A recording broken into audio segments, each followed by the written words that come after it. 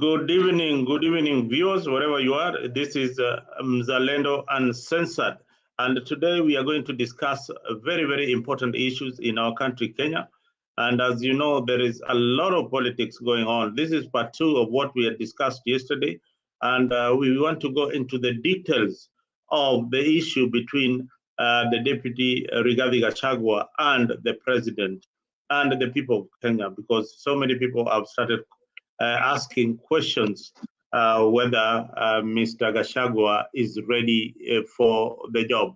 And to discuss these issues with me is one other than Boni Kimanzi. Boni is a renowned journalist in Kenya, and he really follows up Gachagua stories and many other more stories to come on Zalendo Uncensored. We have the court declaring that CDF is unconstitutional. That is something we also have to touch a bit and see why the courts have declared that CDF is unconstitutional, yet they have given them a few more years to operate. Once there's a pronouncement of unconstitutionality of a program, then I think they should cease immediately. I hope later on Ms. LM Akili will join us to elaborate on that particular point on the issue of CDF and the courts. Now, karibu sana. If you have not subscribed to Afrik, please make sure that you've subscribed. If you're following us on other platforms, make sure that you subscribe to Afrik. Hit that notification key button, and anytime we have these informative discussions, you will be part of the panel. If you're following us on the commentary session, make sure you put up a comment on the commentary. If you have a very important question to ask and you don't want to jump up on the screen, be on the comment section. We have got very important people there also participating in these discussions tonight. Karibu sana Bwana Boni. Asante sana Mzalendo. Here in Nairobi, Kenya, we are having a good time. So I welcome our followers, whoever is following this, one of the biggest platforms in this digital media. Afrik 24 is a big platform, so we welcome everyone who is joining this family so that we can pioneer our today's show as we discuss some of the top stories that we had in our country 254. And also we will just jump into the English Premier League, whereby game week number 5 has already kicked off. Don't forget that the London Derby, Chelsea won 3-0 against West Ham. But anyway, let's just go back to politics and discuss some of the top stories here. Yeah, thank you for mentioning the Premier League. My team Arsenal drew the other day in the UEFA Championships, and that was a very sad day. But although they were away, I know at home they will be able to beat Atlanta. Today I also watched a bit of Manchester United play against Crystal Palace, and the game ended up in a draw. My new fans out there, I know you're very frustrated with your team right now. This is game 2, and don't worry. They are playing some good football. I saw some good attacking football coming from Manchester United. I hope that this season you will have something to celebrate about. Yes, let us go back to our Kenyan politics, Boni, and you have seen the DP moving up and down. Yesterday he was in it was where, in Marikiti or Kamkunji? I don't know exactly the place, but it is either in one of the big markets, Marikiti. And he really emphasized on the problems that are facing the traders in Marikiti. Now, there is a bigger problem when it comes to the issue of the market and the trade, which the DP did not mention. And I thought that people have come across what is happening in the social platform. I want to give you a sneak preview of what has been happening in the major platforms, the discussions that are going on. Now, there is this issue. this issue of buying groceries from unlicensed mama mboga, this is a very, very big issue to our farmers. Now NEMA will be testing the soil, and NEMA will be connecting 10,000 from mama mboga. NEMA also has to give you a license, and before they give you a license for pest control, you'll have to part with 60,000 kwa mkulima wa kawaida. Bwana President, I thought hii serikali ilikuwa ni serikali ya mtu wa chini kabisa. Now they have to part with 60,000 for mtu wa mama mboga.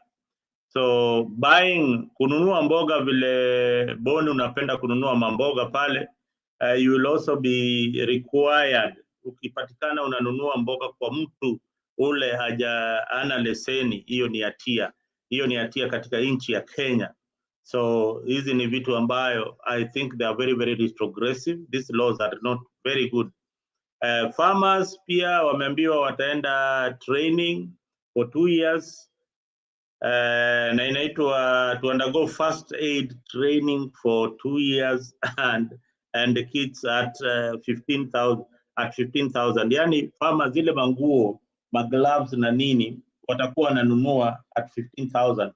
That is again a very, very retrogressive. This is a law that is not encouraging to the farmers at all. Why should the government dictate where I am going to buy my gloves? That is not something that we should really, really encourage. Now, Bonnie, what do you make of that? And I think when this law was gazetted, Bonnie, something that did not involve the common mwananchi. Mama mboga.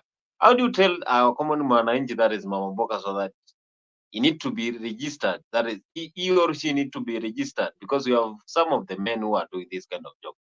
How do you tell them that they need to be registered so that they can do their job? Because this is just a small job that you just go there, start your business so that you can earn your 200 daily, and that one you can use it for your daily income. I think they are trying to catch up our country with those developed countries, which one is something that we don't agree. Actually, Kenya is not a developed country. Just improvise those methods in those developed countries. Here, we just need to first deal with infrastructures and some of the sensitive developments, the likes of roads, education, social amenities. But how do you tell a common mwananchi to just have the registration from the government so that he or she can carry on those business? So I think this is something that the government will always be complained for, and they need to work on the major things. Why are they doing this? Why are they doing this to the common mwananchi? Mama Mboga thought that he or she will have easy time during this William Ruto era, but this is the high time to regret. So I think 2027 things are going to be tough. Things are going to change. Without still the Gen Z will just push the government so that they can resign, but still they have given a U-turn. So I think I will not agree. From my point of view, I don't agree with it. Yeah. This is something that everybody is talking about out there in the social media platform. Why do you start taxing the mama mboga? Remember, these people are really, really struggling. The Kenyan economy is struggling at the moment. Then you introduce some taxes with NEMA. Kama niko na matunda yangu pale, now I'm required to pay something.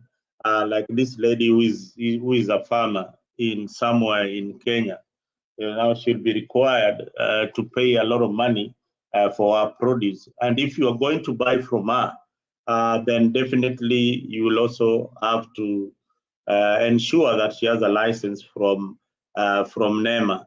And her soil will also have to be tested as if these products are going overseas for consumption. This is domestic consumption. If I have got my small garden in my backyard, we should not be subjected to this kind of laws.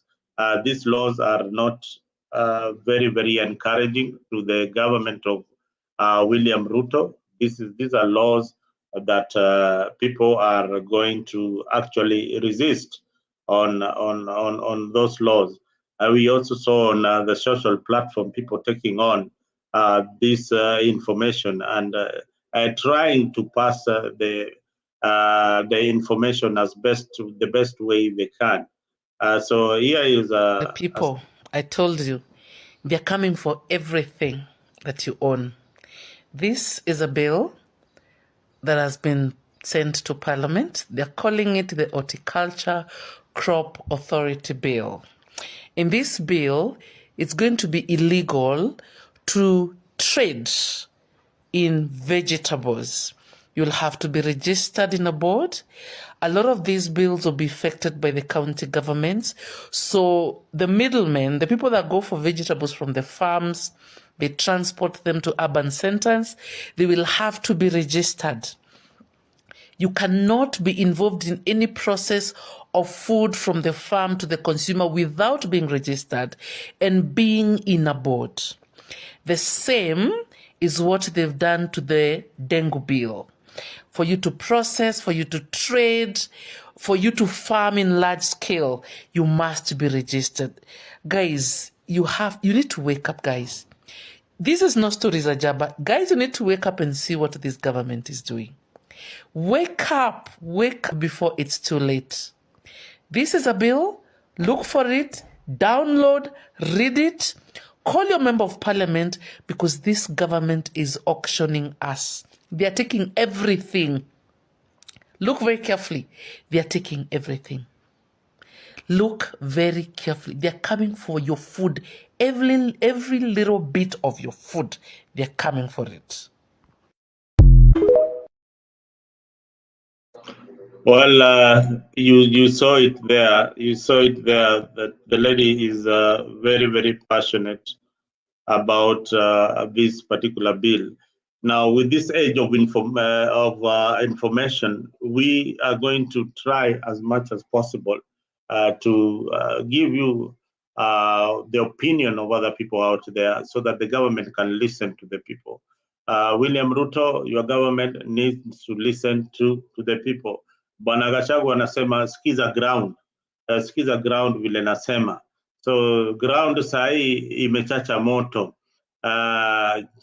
Jana bwana Rigiji alikuwa kule Marikiti, leo alikuwa Kiambu. Let's listen in a bit and then you can comment. Thank you guys on the comment section for joining. Awesome, asante sana. Gypsy Corner, karibu sana. We love your comment, we love your participation. You are also equally saying that yes, that you can't get rid of Mama Mboga. They have been our stem during need, and they are also affordable. Yes, hii Mama Mboga hii ndio Bwana Kimanzi, myself, wale wanapenda wale wauni wanapenda kununua mboga vitu za haraka haraka, mboga na mayai, mboga na mayai. Bwana Boni, mboga ile na mayai, ukikimbia pale utaulizwa utauliza huyu mtu wa mboga bwana, uko na leseni kutoka NEMA ama hii mboga yako imetestiwa? Yeah, maybe this is what will happen. According to me, the cost of food will be going very, very high with this kind of recommendations. Bei ya vyakula zitaenda juu sana. Now, some of these things, when you see us putting them on air here, this bill is very, very political. You might not look at it as political at this particular moment, but this bill, Mr. Boni, what do you understand of this bill? Is the government of the day going to gain anything by putting up such a bill at this time and moment to Kenyans? I think what President said about Kenya is that we should depend on our own so that we can stop borrowing from other countries. So he is channeling all those ideas to even Mama Boga so that he can tax every business opportunity that we have in this country. So whatever I can say about this is that Ruto is trying to get money from every opportunity that we have in Kenya so that we can stop borrowing from the overseas country. This is because we have been having a lot of debts from China, USA, UK, but now he is trying to tax any person who is earning income from any opportunity so that we can still balance our economy and stop borrowing from those countries. And this is a disadvantage for Mama Boga because he or she didn't believe that one day if you are Mama Boga, you always go to the market to pick your groceries, that one day you'll need to have a certificate so that you can start that business, that you need to pay a certain amount of money so that you can run your business. So I think this is a discouragement for the Mama Boga, and those who are involved, they should just involve. But nowadays things are being done without public participation in this country. So I think it's a total disadvantage, and the Mama Boga will always feel attacked. Yeah, I totally agree. But this is what politicians like myself will analyze, or analysts like myself will analyze in the game. Now, this bill, Boni, will be here on Zalendo Uncensored. The president is not going to sign it into law. And for political reasons.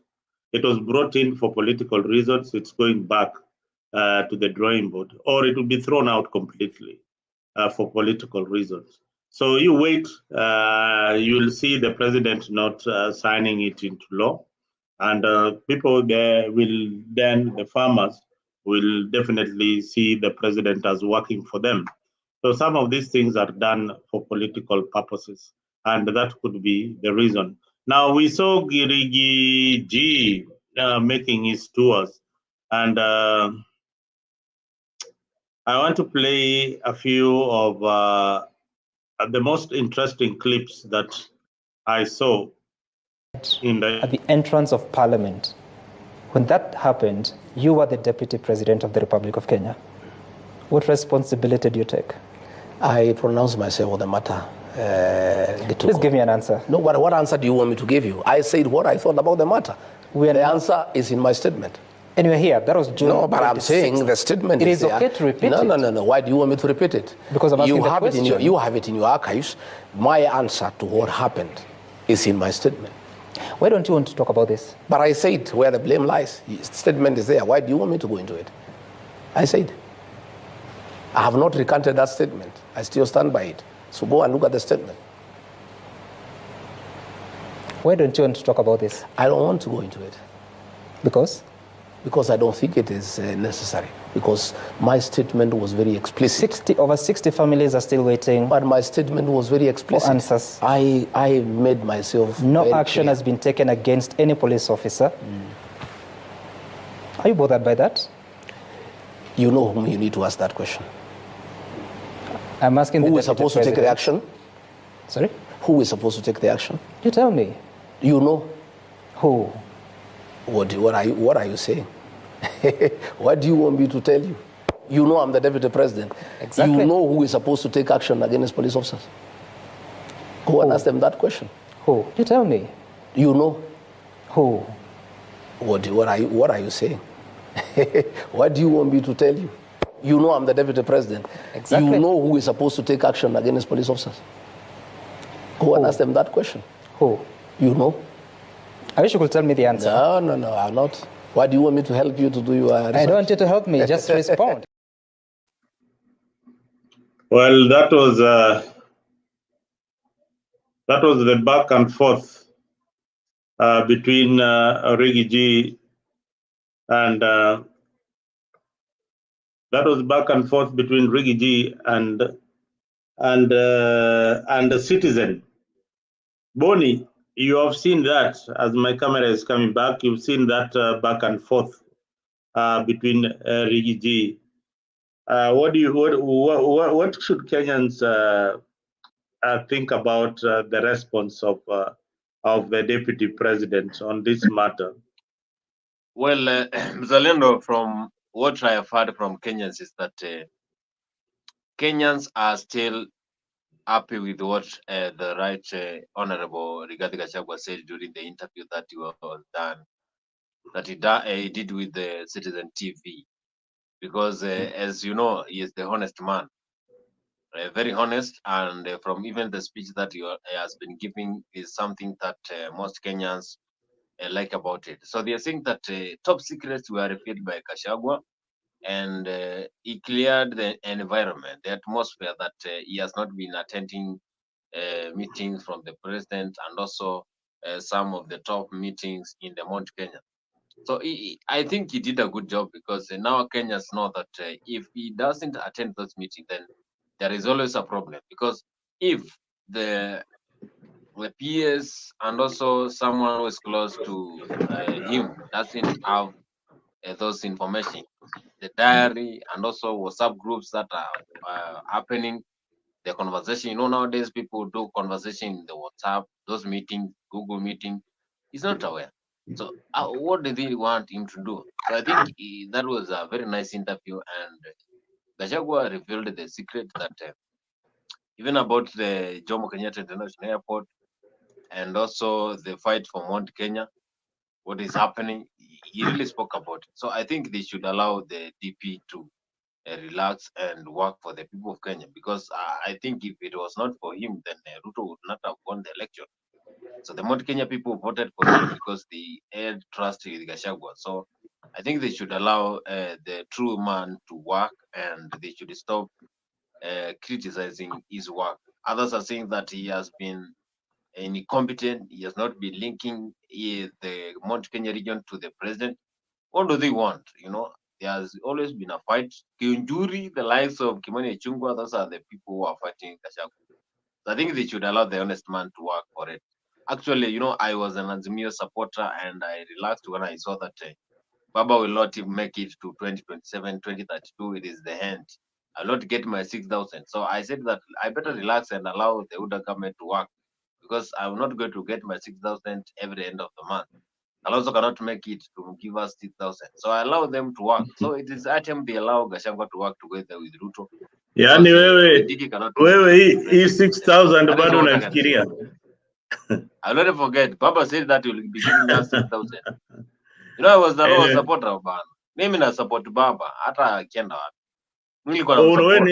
Wewe ni diehard wa Baba eh? Baba alifanya mbaya sana. Yaani hata akienda, niliona ameenda Germany na Ruto, ikaniuma sana.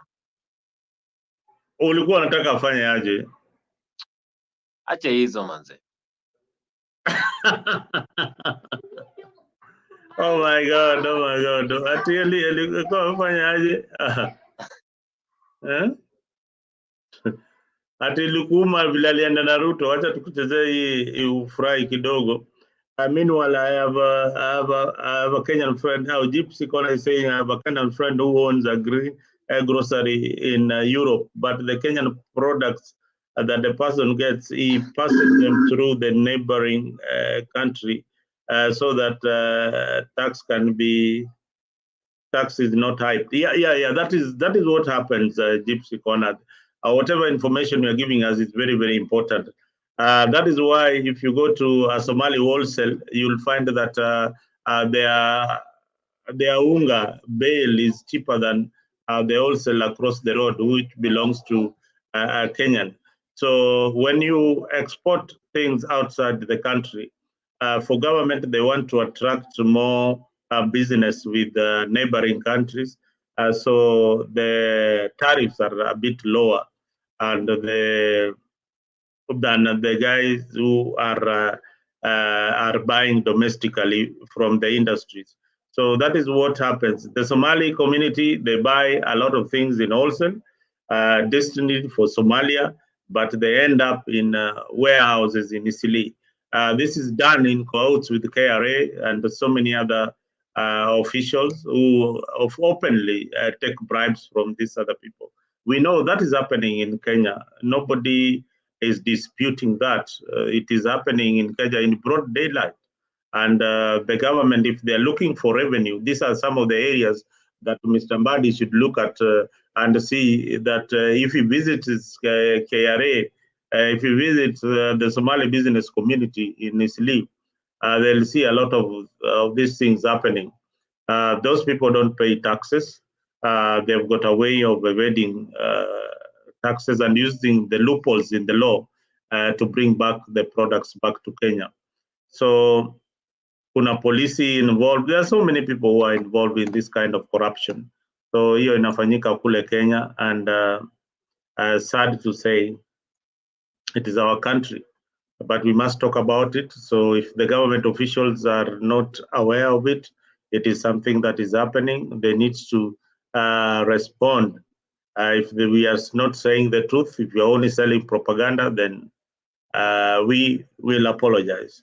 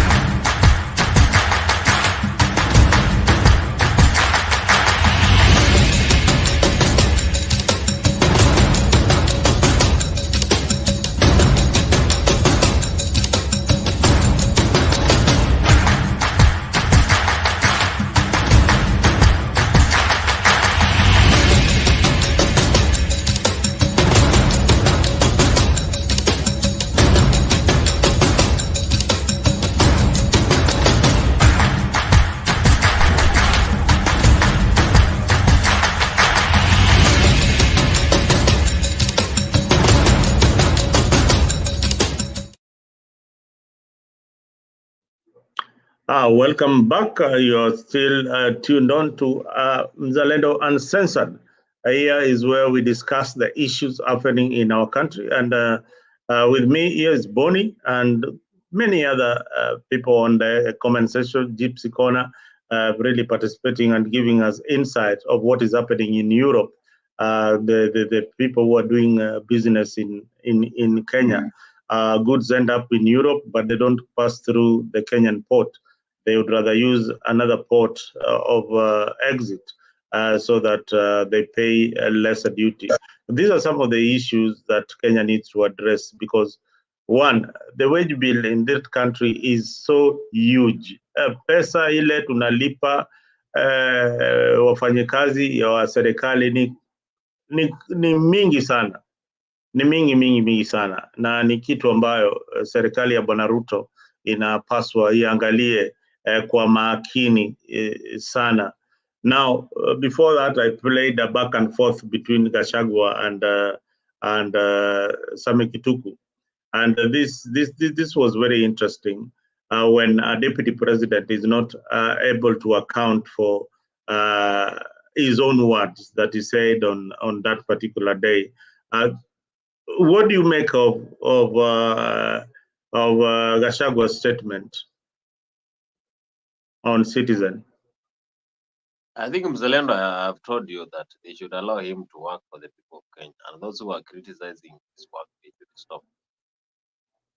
They should allow the honest man to carry on the duty that was given by the president. And also, Ruto should also come out and defend him.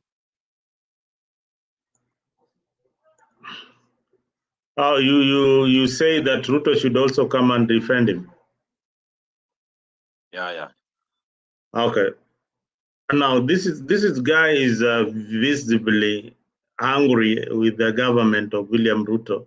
So how do you expect William Ruto to start disbanding a man who doesn't want to be part of the government of William Ruto, or who has been sidelined by William Ruto? You know, he said that he was kicked out of the WhatsApp groups, and for sure, he's not even aware of what is happening in the government of William Ruto. So what do you expect him to do, apart from what he was doing earlier today? Listen to some of the speeches by people who follow Honorable Gachagua. This region rallied behind William Ruto and rallied behind Gachagua. We voted for William Ruto because there was a girl in Suja Mamao, Gachagua. Sisi tunajua mtoto wetu anahangaishwa ili asifanye ile kazi alipatiwa through executive order. Ndio hao ambao wanataka kumsabaratisha warudi hapa kwa Mrima, waanze kuambia wananchi ya kwamba Rigathi wa Gachagua anashinda na maziwa na kahawa na majani chai. Hii umevuka Mrima. Hiyo umevuka Mrima.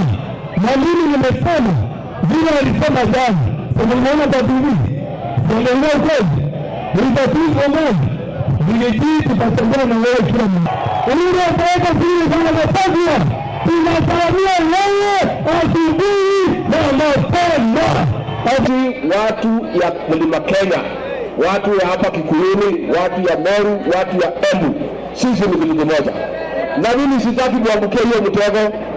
Tunatakiwa tuanze kupigana sisi wenyewe. Mimi sitaki kusikia mtu ya hapa anaingilia Mumelu, sitaki kusikia mtu anaingilia Muembu, kwa sababu tukiwaingilia tutakuwa tumeingia kwa ile mtego tumetegwa. Simuelewa hiyo maneno? Hata wale viongozi wengine tusipigane, sisi ni kitu kimoja. Sisi watu wa Mlima Kenya hatutaki mtu yote kugawa sisi, hata Mount Kenya East na Mount Kenya West. Hiyo ni maneno ya kujaribu kuhujumu jamii na hatuwezi kubali. Sisi tangu zamani tulierevuka, watu ya Embu, watu ya Meru, watu ya Kikuyuni, sisi ni watu moja.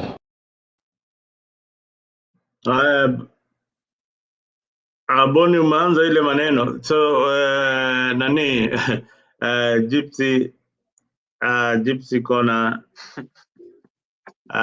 Gypsy Kona message.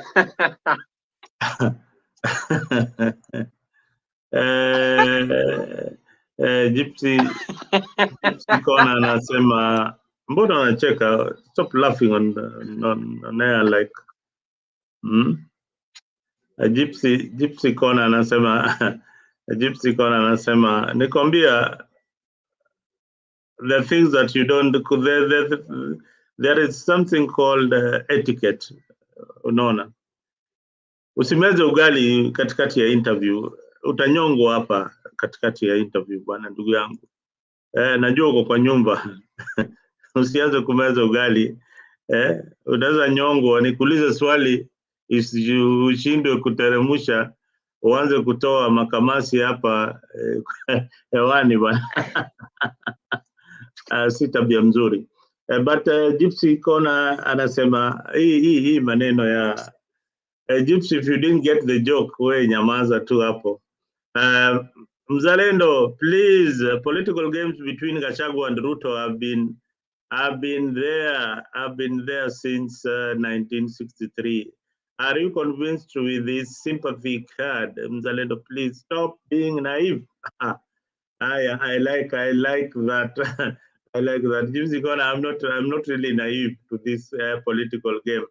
But remember, this guy, we are in the 21st century. In 1963, there was a different ball game altogether. And it was Kenyatta was playing against the then his VP, who was Jaramogi Oginga Odinga. Then the game continued. Then Moi came in playing against his VP, who was Saitoti, and consequently Kibaki, who later on left President Moi. Saitoti came in like that. This back and forth. This position of the deputy president has had some kind of curse in Kenya. Sijui ni watu wanaogopana ama ni nini. Anything called deputy in Kenya should be abolished. Whether the deputy governor, they seem not to have any clear role that they are performing. Yeah. Unasema let Boniface Kimathi chill out. His team won, just like mine. Okay. Watu wa Chelsea, watu wa Arsenal, tupatie nafasi kidogo. Sisi bado tunaumia. Now, Boni, watu wanasema hii ni sympathy card, Rigiji anacheza. Hii, according to you, wewe kama ni Gen Z senior, Gen Z ule anaenda kugraduate kuingia adulthood. Hebu tuambie kama hii ni mchezo, na vile vijana wali campaign the other time na mademonstration wakisema wataki ukabila. Huu Rigiji na hizi siasa za ukabila anaenda nayo wapi? Again, this is not sympathy, but when you speak the truth, and of course you will always ashame the devil. I think the DP spoke the truth, and that is why people are backing him when it comes to the situations that are ongoing, whereby some of the leaders have been fighting him so that he can step out as the deputy president of the Republic of Kenya. So I think they should allow him relax, work for the people of Kenya, and whoever is just pushing for his removal into the office, then he should stop. Because I don't think whether Gachagua can be invited to a meeting and he reject to attend. So I think they are doing this intentionally, and this is something that they should just stop as soon as possible. Me personally, I agreed with the government. I allow them do what they want to do, but I don't like it when the likes of Kimani Chungwa and also Kionjuri and other leaders who are fighting Gachagua so that he can step. Where do they want the village man to go? You know, I'm talking here because I am a village man. So I don't like it when they are just trying to hijack the village man from the office. It is not only the village man. It's even other leaders. Here is a statement. Ladies and gentlemen of the press. So we'd like to state that Kenyans are facing a myriad of challenges, including the very hard and harsh economic times, unemployment. Kenyans are facing uncertainty in education, with healthcare and transition in the healthcare sector, and many, many other challenges. And when anybody from the presidency comes out to address the country, Kenyans expect that they will be hearing from the presidency, and that is the president and the deputy president, about how they are dealing with these many challenges that are facing Kenyans, including unemployment by our young people, including how they are dealing with corruption and wastage in the public sector, including how they're going to help our farmers, not just in one section of the country, farmers across the country, how they are going to support our people in job creation, how we are going to strengthen devolution.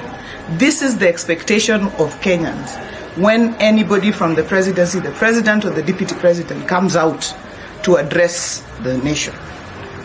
And so we are very taken aback and surprised that the deputy president spent 2.5 hours of national airtime on national television speaking about who was removed from which WhatsApp group.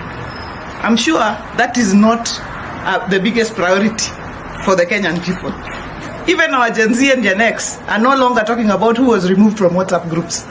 They are talking about pressing issues. facing the Kenyan people.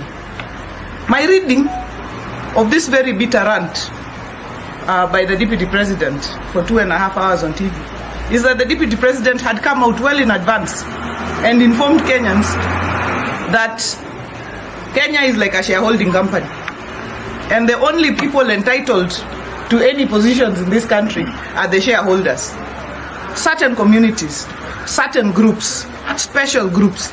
And so the bitterness is arising from the fact that other people who are not considered shareholders or are considered non-shareholders by the Deputy President have now come forward and are also participating in this company that is Kenya, as it should be, because Kenya is for all of us, and all of us must have room to participate in nation building. And the Deputy President, the sooner he understands that he is the Deputy President of the Republic of Kenya, not the Deputy President of a certain region. I would like to hear the Deputy President speaking about the problems that our fishermen are facing in Lake Victoria with our neighbors, about the problems at the coast, or in Western with sugarcane farmers. Not just speaking about a certain region. And this is not the time to look for kingpins, to seek kingpinship. This is the time for national leaders to come together to resolve the issues that are facing Kenyans. Now, according to a lot of information circulating in many platforms, Gladys Wanga is apparently is the heir apparent. There's a lot of rumors that Bwana William Ruto wants to replace Rigiji, or in 2027, the running mate of William Ruto will be a woman. Yes, that is a lot of rumors that has been going around, and that is why you see coming out strongly to show a leadership position in this matter, pronouncing herself that she strongly supports the government. But let us listen a bit to what is really causing a lot of discomfort. For this chance, and of course we're here at the current office, which is the official residence of the Deputy President of the Republic of Kenya, Rigathi Gachagua. Good evening. Good evening, Sam. Yes, and thank you for speaking to us, which we have to say from the onset that it is at your request to have this conversation. And let's begin from the latest, because we've seen you in the city going around and speaking to the people. You sound angry. Why are you angry? No, I'm not angry at all. I'm an easy guy. I went to talk to the people of Nairobi because they have been seeking me out for a while because they have had various challenges. And at Wakulima Market, at Gekoba Market, at Muthurwa Market, the traders at Nyamakema, the touts and drivers at Tirum, they have been seeking me out. Over various challenges where they feel that they have not been treated very fairly by the county government of Nairobi. Right. And I therefore went to listen to them, because as a leader, when the people whom you lead call upon you to listen to them, that's what good leadership is all about. So you are listening to them? Yes. What did they tell you? There are very many challenges at Wakulima Market, over forceful eviction to Kagudo Road, after having been there for almost 30 years without adequate public participation. And I think 2 weeks ago, there were attempts to forcibly evict them, and they are quite unhappy. And they wanted some intervention. Again, at Muthurwa Market, they have had challenges over health. There are hazardous challenges in terms of garbage collection, in terms of lack of water, lack of sanitation, and they would want some intervention. Again, at the Gekoba Market, there has been challenges about threats to evict them from where they have had their livelihoods for many years. and they wanted me to listen to them and try to see what intervention we can make. Basically, it was a day for me to go and listen to these people because they have been looking for me for a while. But what will you do? The city has a governor who has explained that they're not necessarily evicting the people from that market. It's only that those that are excess need to move to a different location. What solution will you offer? Well, the fact that they are looking for me means they are not satisfied. Because if they were satisfied with what they have discussed with the governor, they do not have to look for me. People do not agitate where there is no cause. So the fact that they wanted me to listen to them means that they have not, their issues have not been addressed to their satisfaction. That's what I'm asking, because the city is under the leadership of the county government. What will you do as deputy president? Well, mine is to profile the matter and bring it to their attention because it's important. You see what is happening. Why those people look for me is that when the governor of the city of Nairobi was seeking for votes, I held his hand and I went and talked to those people. And I asked them, because they know me and they trust me, that he'll take care of them. And once they feel that they have not been taken care of, they have come to me. Because I was guarantor to Governor Sakaja that he would take care of What them. does that mean, guarantor? Guarantor is like when you go to a bank and you want to take a loan, and you don't have security, somebody else can come and offer his title deed for you. I went because those are people who speak my language and talk to them in my local language, and they wanted an assurance. They say, this Johnson Sakaja, Bwana Gachagua, we don't know him well. Do you know him well? I said, yes. Are you telling us that if we give him our vote, he'll take care of our business interests? I said, yes. Are you giving us that assurance? I said, yes. So I gave that assurance, like all you do when you are campaigning for somebody. And therefore, when probably they have felt that the governor has not treated them well, as a guarantor of Governor Sakaja, they have sought me out and asked me questions, hard questions. That's what I'm asking. What are you going to do? Because there's separation of powers. The fact that we are discussing the matter with you here just hold on, Deputy President. The separation of roles between the national executive and the county executive is quite clear. You cannot supervise a county government, can you? I am not pretending to supervise the county government. Advocacy is part of governance. The fact that the matter is being discussed here is good enough. It means the matter has gotten the right attention. I've seen the governor has written a big reply. That is good enough, because if I had not gone there to listen to them, he would not be replying to that matter. The fact that the matter has been brought to light is good enough, and that is what leadership is all about. Because at my level, everybody knows there's a challenge. The governor knows there's a challenge. It's incumbent upon him now to deal with that challenge. But I have undertaken, my rightful role as guarantor to Governor Sakaja to those people by going there and give them an ear and listening to them.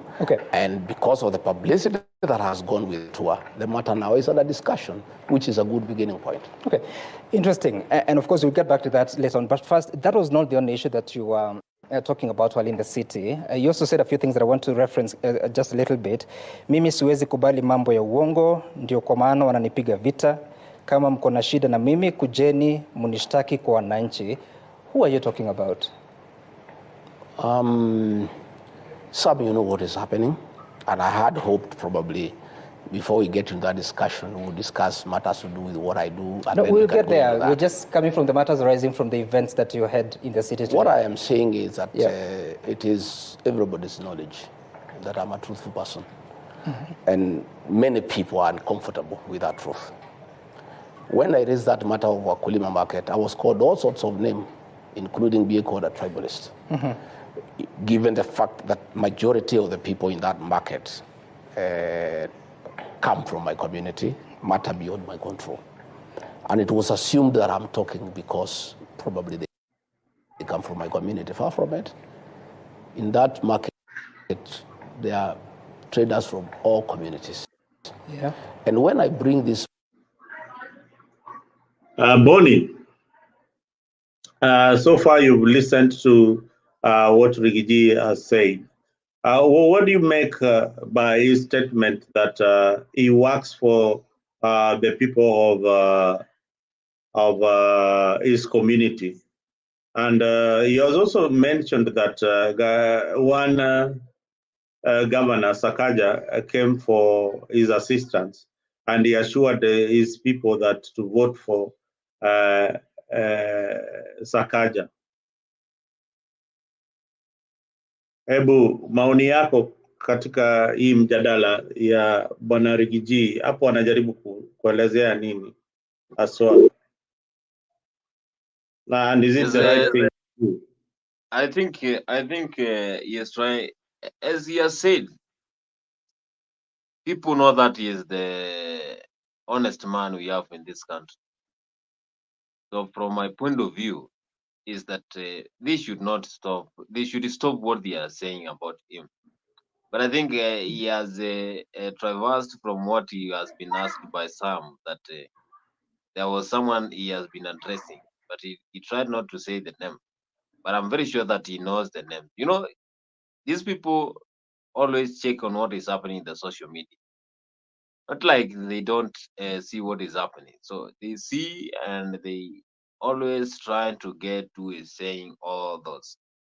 But from what I heard from him is that he is not tribalistic.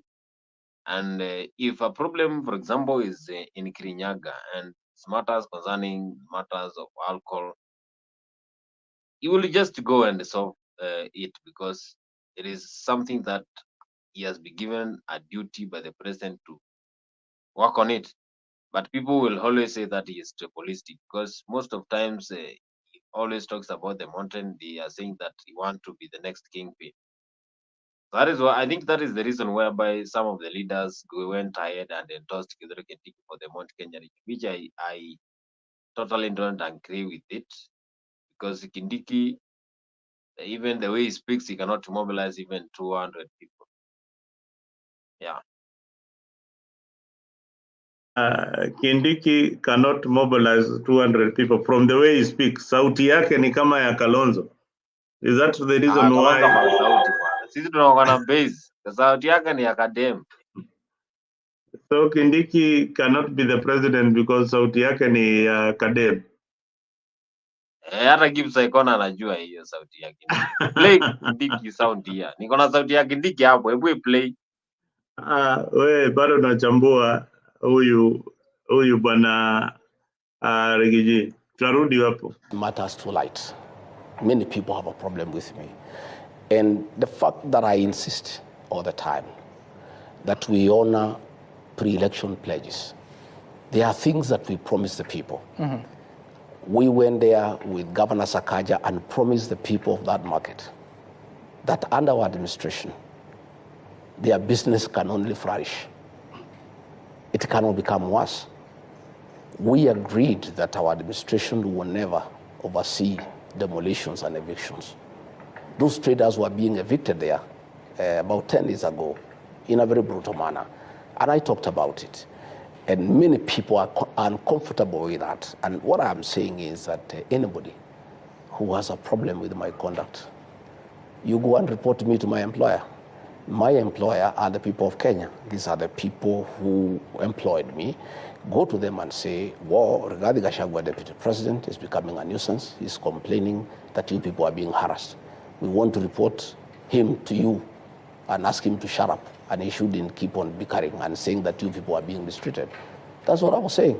Those are my employers. You go and report me to them. You said that the people that trade in Wakulima market are not necessarily from one community. Mm. But then again, in some of those instances, you spoke in your mother tongue, yes, Kikuyu. I did. And some are using that to say that you're being a tribal leader. I did. I spoke in my mother tongue. When I looked for votes for Governor Sakaja, I spoke in mother tongue. He didn't have a complaint. He was quite happy. He was all smiles. You see, some communication is not what you say, it's being understood. You talk to a people, to a language that they understand better. When I was looking for votes for President William Ruto, for Governor Sakaja, in meetings where the majority are people from my community, I spoke in my mother tongue. I don't know why people are having a problem. Now that elections have been won, when I speak to people in the language I used to speak to them when we were looking for votes. What was good then is still good today. But that time you were not deputy president. Now you are a national office. But that does not... just hold on. The president is a symbol of authority. I mean, a symbol of unity in the country. You are the deputy president, principal assistant. Maybe you would be held to the same standard. Does it not bother your conscience? Not at all, because the fact that I'm deputy president does not diminish my heritage and where I come from and my language. My language still remains intact. And Sam, let me tell you, communication is about being understood. It doesn't matter what language you speak. You speak the language that people understand. Even if more than 40 communities of the Republic do not understand what you say. But they were not in that meeting. But they're hearing you. But the people you are addressing, we were addressing specific issues in Wakulima market. Those issues are specific to those people. You talk to them the language that they understand most, so that you agree and you understand each other. You've just told me that the Wakulima market is not just the Kikuyu community. There are other communities that trade there. I spoke 70% in Swahili. Yeah. And 30% I spoke in Kikuyu because the majority asked me to speak in Kikuyu. We have some mothers there who don't understand Kiswahili properly. We have some old men who have lived there in that market who have not lived in that market for a long time. And they told me, our son, we want to hear what are you telling us? What assurance are you giving us? And when I went there, Sam, I talked to them in my mother tongue for them to vote for Governor Sakaja. Now, viewers, that part of the statement is not very, very correct because one, Gachagua is saying that he speaks to his people in mother tongue, and those people don't understand Kiswahili. So what are they doing? What are they doing in Marikiti if they can't sell in a language that everybody can understand? So that's part of this statement. When you do a fact checking, it's not really factual because people, the women who are selling in Marikiti, there are people who know how to speak Kiswahili so that they can sell to others. So this time, I think the deputy president got it all wrong, especially in Nairobi, where it's a cosmopolitan place, and the market has got different communities. We have even foreigners coming in from other countries to sell their produce in that market. So for him to say that that market is predominantly a Kikuyu market is wrong, is very, very wrong. And the impression that he wants to create is that Nairobi, most of the traders are from the Kikuyu community. So his statement does not resonate very well with me particularly, and many Kenyans out there. That statement was very a nuisance, as Osman is saying on the comment section. Bonnie, what do you think about the Kamba people who are in that market, who had Rigiji speaking in his mother tongue, and he continued? We as Bantus, Bantus, we always understand the languages from the Bantu community. The Kamba, Ameru, Aembu, Gikuyu, we can still get some of the points when you are speaking. So I think the Kamba said is the time when you are listening to him. But that is not a language that can be used by a leader who is a national leader. Let's use Swahili. Actually, English is just it's like you're just trying to prove to Kenyans that you are learned. Just use a very simple Swahili, because you're talking to a very low person when it comes to understand. Then the information, in order the information to sink, then tell him using that simple language. So there, I will always say that that was a mistake. You need to change that, and you need to speak to the whole country the same way he has said there. That is Gladys Wanga has said there that they don't expect that someone who is a national leader to be always talking about a certain region. So that was a mistake, of course. Yeah. Rigiji's obsession with the Kikuyu community is now becoming a nuisance. Let me use Awesome's words. Kenya ni mingi. Kuna mazuri hapo. Ndio maana anapigania. Now you see, when Rigiji is the deputy president of the Republic of Kenya, he's not just any other person. He is somebody that was elected by over 7 million people. And he needs to represent even the people who didn't vote for him. He is the position of the presidency. The deputy and the president are one and the same. It is like William Ruto going out there and saying that, I represent you. I represent you. Banarigiji, you don't represent the Kikuyu community alone. You are a symbol of national unity. You are a symbol of the presidency. And you ought to act presidential. You ought to act presidential. This is not, you are not just any other leader. When we see MCA wa pale Landimawe, you are a national leader. Hata sapo si Landimawe, hapo ni Mudhurwa. Wewe si MPCA wa hapo Mudhurwa. Yeah, you are a national leader. You need to tone down on these tribal rhetorics. Soon everybody else will be going back to their tribe, and they have already started. So we are going to listen to his statements, each and every statement that is making. Some were good, but some were completely off. It cannot be when they are crying, when they are complaining. I cannot talk the same language that I talked to them when I was appealing to them to vote for him. You said wale wanaopanga hii upuzi wasiharibu hii Kenya. Hii Kenya imekuwa na matatizo mengi, wakijaribu hiyo maneno Wakenya hawatakubali. What is being organized? Nini inapangwa? You know there are many schemes that are going on every day. You have seen meetings. You have seen meetings of trying to divide the people of Mount Kenya region. You have seen meetings of undermining the deputy president. You have seen people being called and being offered money to impeach the deputy president, to remove him from office, and all that nonsense that is going on. And I was saying, you see, some I'm elected by the people. And I asked the people directly whether they have a problem with my leadership. And they said they don't have. I drew my mandate directly from the people. And what I was saying, anybody who has a problem with my leadership, anybody who has a problem with my conduct, has every business to talk to my employer, the people of Kenya. Okay. Those are the people who make decisions over my conduct. Those are the people who can appraise my performance. Those are the people who can give an opinion as to what they think I'm doing, whether it's right or wrong. Okay. You're saying that people have been removed from office. How so?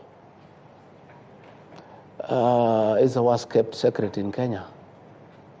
I leave it at that. No, but you're talking about it. How much money has been offered? Well, it's neither here nor there. I think let's go for more informative discussion. No, we will get there, Deputy President. We just want to dispense with this because you're the one who is saying it, that people are being offered money. Indeed, that's a crime, isn't it? Yes, of course it's a crime. So who is offering the money? You know. No, I don't know. You get to know. I don't know, Deputy President. You get to know. These things will come out as in the fullness of time. These are things that will come out in the public domain. Why would they want you out? I don't know. I don't know. What are they telling you? They'll tell us. When they want to get us out, they'll tell us. And now, viewers, you heard Rigiji that the members of parliament who are bringing in the motion of to impeach Rigiji are out to get him. So when pressed by Sami Kituku, and I like Sami Kituku, he did a very good job. That was an awesome interview, pressing the deputy president on issues. Tell us who is this that wants to get you out. Now, Rigiji is not bold enough to say that the President of the Republic of Kenya, Bwana William Ruto, wants him out of the way. Is still not bold enough to tell his people that the person who wants me out is Bwana Ruto. He is not bold enough to say that. As a leader, you need to come out strongly. At this point, he came out as a very weak leader. He needed to have come out very, very strongly and said that the president indeed wants me out. And this is the reasons why he wants me out. I am blocking ABCD from happening in government. But we will get to the reasons why there is always a competition and a lack of accountability in government. This issue of Rigiji, Bwana Boni, this issue of Rigiji, is it about running government, or is it about his contract? For me, I think this issue of Rigiji is about the government contracts that probably he is not getting. No, this is not an issue of government. These are just leaders who want to hijack the position for Gachagua. They're trying to set fire. But Boni, position, what does it have? What does it have? What is, apart from the salary and the name that you are the deputy president of Kenya, this guy seems not to have any other role. His roles are assigned by the president. If the president does not give him any role, then he has got nothing. You know, in the US, there's the vice president is actually in charge of the Senate. That they missed something there in the constitution. The vice president ought to be attending even the Senate session. They need to change the constitution of Kenya so that they give these people an opportunity to serve. Otherwise, they will be serving on the rooftops of cars forever because they don't have any job to do. We are paying them salary for nothing. He ought to be given a specific role to serve and or to oversight in the Senate and to be answerable. The president cannot go to the Senate, but he should be there representing the government of the day when issues arise on matters that or even on voting when there is a tie, is the guy who is at the tiebreaker in the Senate. So the Constitution missed that, and it is high time we review the Constitution because the deputy president and other deputy governors in the Republic of Kenya have got no specific roles, and the roles are assigned by the by either the governor or the president. Hapo ndio kuna shida, ama unaonaje?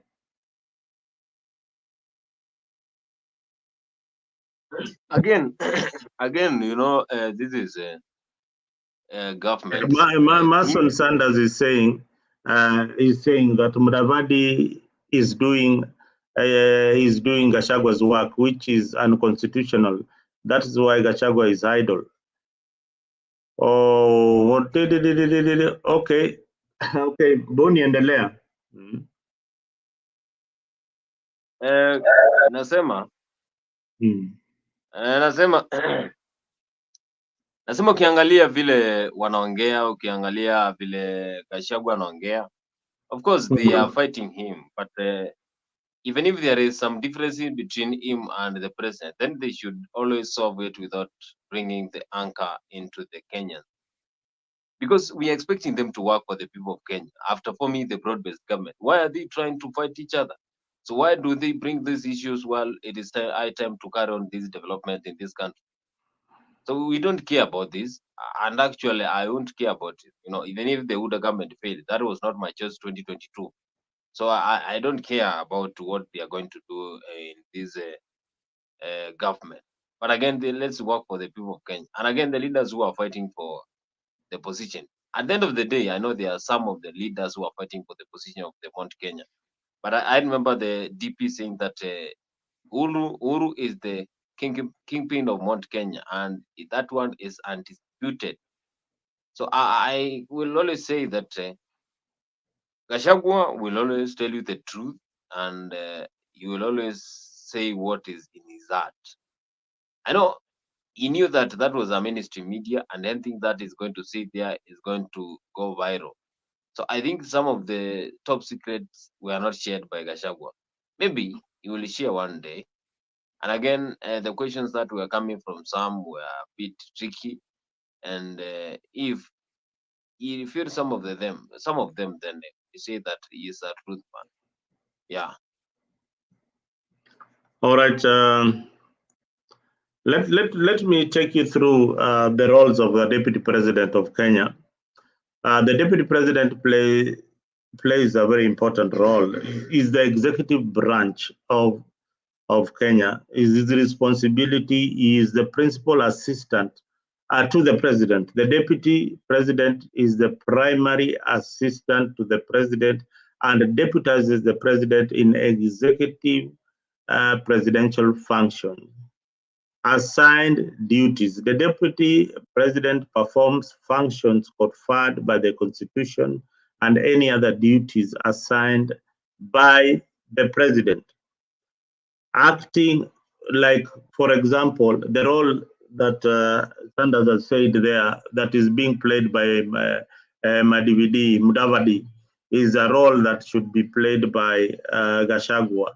Gachagua should be running around with Raila Odinga looking for votes for Raila and not the other way around. Maybe Mudavadi can tag along. Is the acting president.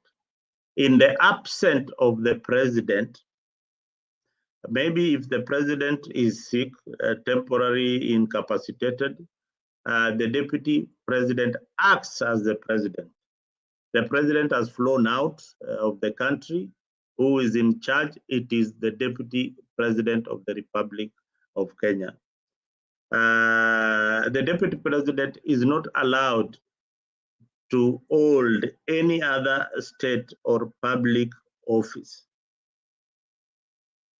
So you see where the problem is. At the same time, we are fighting for him to have other roles. In the Constitution of Kenya, is not allowed to hold any other public position other than being the principal assistant to the president. So it is tricky. It is tricky. It is very, very tricky. And the deputy president. So you can imagine, deputy askizani na president. Na president ndiye anafaa kumpatia kazi. Na deputy president wa Kenya anachaguliwa pamoja na president wa Kenya.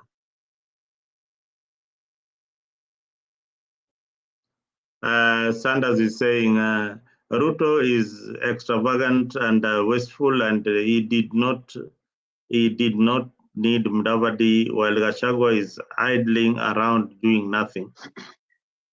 Very, very true. That is what Mason I'm saying. He did not need Mudavadi to run around while his deputy does not have any job. Unaona Gachagua kwa makahawa huko, Gachagua ameenda kwa mlima huko, ati deputy president ameenda kuomba kwa mlima. I mean, hii nchi we tolerate a lot of nonsense. We tolerate each and every time. Utaona Gachagua wameenda kwa kanisa, mara president ameenda pia kwa kanisa. Hizi ni vitu zingine. The fourth estate, the media, Citizen, kina nani, tafadhali, there are some. If somebody is going for a private function, like the president or the deputy president, please put off those cameras off. We don't want to see them in churches. We have got more important issues to discuss on the economy. What is happening to the Kenyan economy? What is happening to the youth? What is happening in the cost of living? What is happening to the cost of bread? Bei ya mkate iko namna gani? Bei ya chakula ya kawaida ya mwananchi, ni kazi gani wanafanya kurudisha the cost? Now I want to listen to this interview or whether Sami Kituku would ask about the cost of living that is affecting most Kenyans. Those are the most important issues that we need to be discussing when you have such a leader. So some of these things, yes, they can be very, they look very controversial, but again, it is important that we keep on talking about them.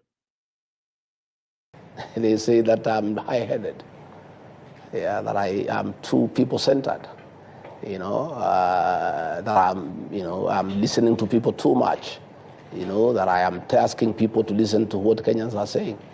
I don't think it's a crime. I think leadership is about the people. And for you to be a good leader, you need to listen to the people. And I keep on listening to the people myself. And I keep on asking leaders, my fellow leaders, to listen to the people. And I'll continue listening to the people. And that's what I was doing today. And I'm wiser this evening than I was in the morning when I left here. I've known many things. I am well informed. Because you must listen to your employer, because it's important that you listen to your employer. You're saying that people who have a problem with you should consult the people. In what forum? I mean, where is that in the Constitution? Consulting the people about leadership. So that they can take action against you. I mean, where do you place that in the Constitution? I'm talking about leadership. I'm saying before you take any decision on any issue, on matters governance, on matters leadership, it's important that you listen to what the people are saying all the time. And that's what I do myself. I don't, even the Constitution, 2010 Constitution, gives public participation as an integral part of our governance structure. That anything that affects the people drastically, you need to listen to them. You need to go to them. You have seen many things going to court and being thrown out for lack of adequate public participation. Public participation is part and parcel of our life in this country, and more so in matters leadership, in matters governance. Deputy President, who told you there was a plan to impeach you? I am a consumer of information. When you call people, and you may talk to many people and tell them what you want them to do, and you think that you are keeping a very big secret. We get to know these things when the meetings are going on, or immediately after the meeting. Meetings have been held in Nyahururu. We know what was being discussed. Meetings have been held in Kitusuru, in the house of a cabinet secretary. We know what was being discussed. We know the amount of money that exchanged hands. How much? All these things are in the public domain. How much? Never, don't worry. Are you interested in the money yourself? Don't worry about, I don't think anybody will offer any of that money, so you shouldn't be worried about the amount. But well, let me invite Bonnie. There was some money that exchanged done in Kitusuru. And when the president, the vice president is pressed out to say, hey, it is how much. But before we even go on with the discussion, let me invite Mise LM. Bwana wakili, karibu sana Mzalendo and Censored. Hapa ndio we are trying to analyze the vice president, the deputy president of the Republic of Kenya, and some of his statements that he made during this interview, courtesy of Citizen TV. Remember, we don't have a right to play the full footage of this interview, but we'll go in bits to try and analyze courtesy of Citizen. It was a very good, informative interview that we Kenyans feel that we need to ask questions of what is happening in government. What has come out very clearly is that the center is not holding anymore. William Ruto and Gachagua have already parted ways. And they are not going back. So, Mise, karibu. I would love to see your camera on if you are able. No, I'm not able to turn the camera on. But thank you, Mzalendo, for having me. Bonnie, it's good to see you, and it's always good to be here where we can discuss and express ourselves, because it's important that we have avenues such as this where we can express ourselves. So I'm delighted and I'm happy to be here. and where really issues are discussed, where people come and shape our governance through opinions. And I'm sure very many leaders listen to us, and they look forward always to having this show. Now, I think something serious and is yet to happen, is about to happen in Kenya. Something unique that will transform Kenya. We saw that in the recent what the GNCs did. That was precedence, and our stupid leaders, have forgotten so quickly what were the issues of the people and what is eminently affecting the people, and they have gone back to sideshows of fighting about their self-interests. So that is something that we are saddened to listen to them telling us. The other day I was listening to Gachagua that he has been removed from a WhatsApp group where there are updates and so forth, and therefore he even affirmed that the private secretary of the president removed him. These are things during the Kibaki administration, during Moi administration, Uhuru administration. These are things that we never heard, but a lot of trivialities that we are hearing during the William Ruto's, administration. This is shameful, and those of us who supported William Ruto are actually very much disappointed. We hope that they will fix this. Now, in terms of Gachagua, the politics of Gachagua, the relationship, the union, and so forth, this is something that we may or may not confirm, because the politicians have a way of playing with our minds to gain sympathy, to distract us from objective issues, and just to remain relevant. But the truth is, Gachagua, I've come to like Gachagua. I think Gachagua is an honorable man than Ruto. I think Gachagua is a truthful man than Ruto. I think Gachagua has good understanding of governance than Ruto. And Gachagua was a DO.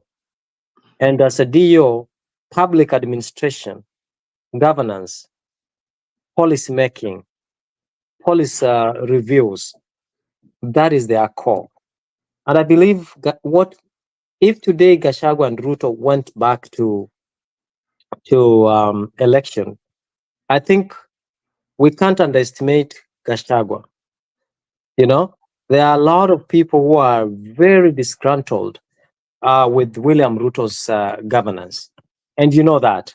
Even his own people don't want to hear about William Ruto. Okay? And why? Because William Ruto has done probably nothing even for them. So that is why it is very, very disappointing. I'm telling you, Mzalendo, and you know that things are not good. The hope that we had that in this guy called William Ruto is gone, is diminished.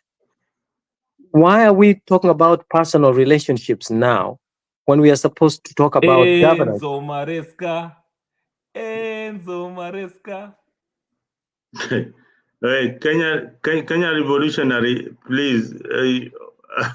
We know you are. I don't know what you're singing on the background, but you are interrupting Mise. Yes. It's okay. He will pay. He's not a bad guy. He will pay. But that is why I'm telling you, Mzalendo, it is things are not getting better. Corruption is getting worse. Every day we are struggling. Now we don't have a place that we look forward to going back to, you know? Go ask mommy. Yeah, so that's why we are saying that that's why we are saying that William Ruto has let us down, and we just have to deal with it. And it is what it is.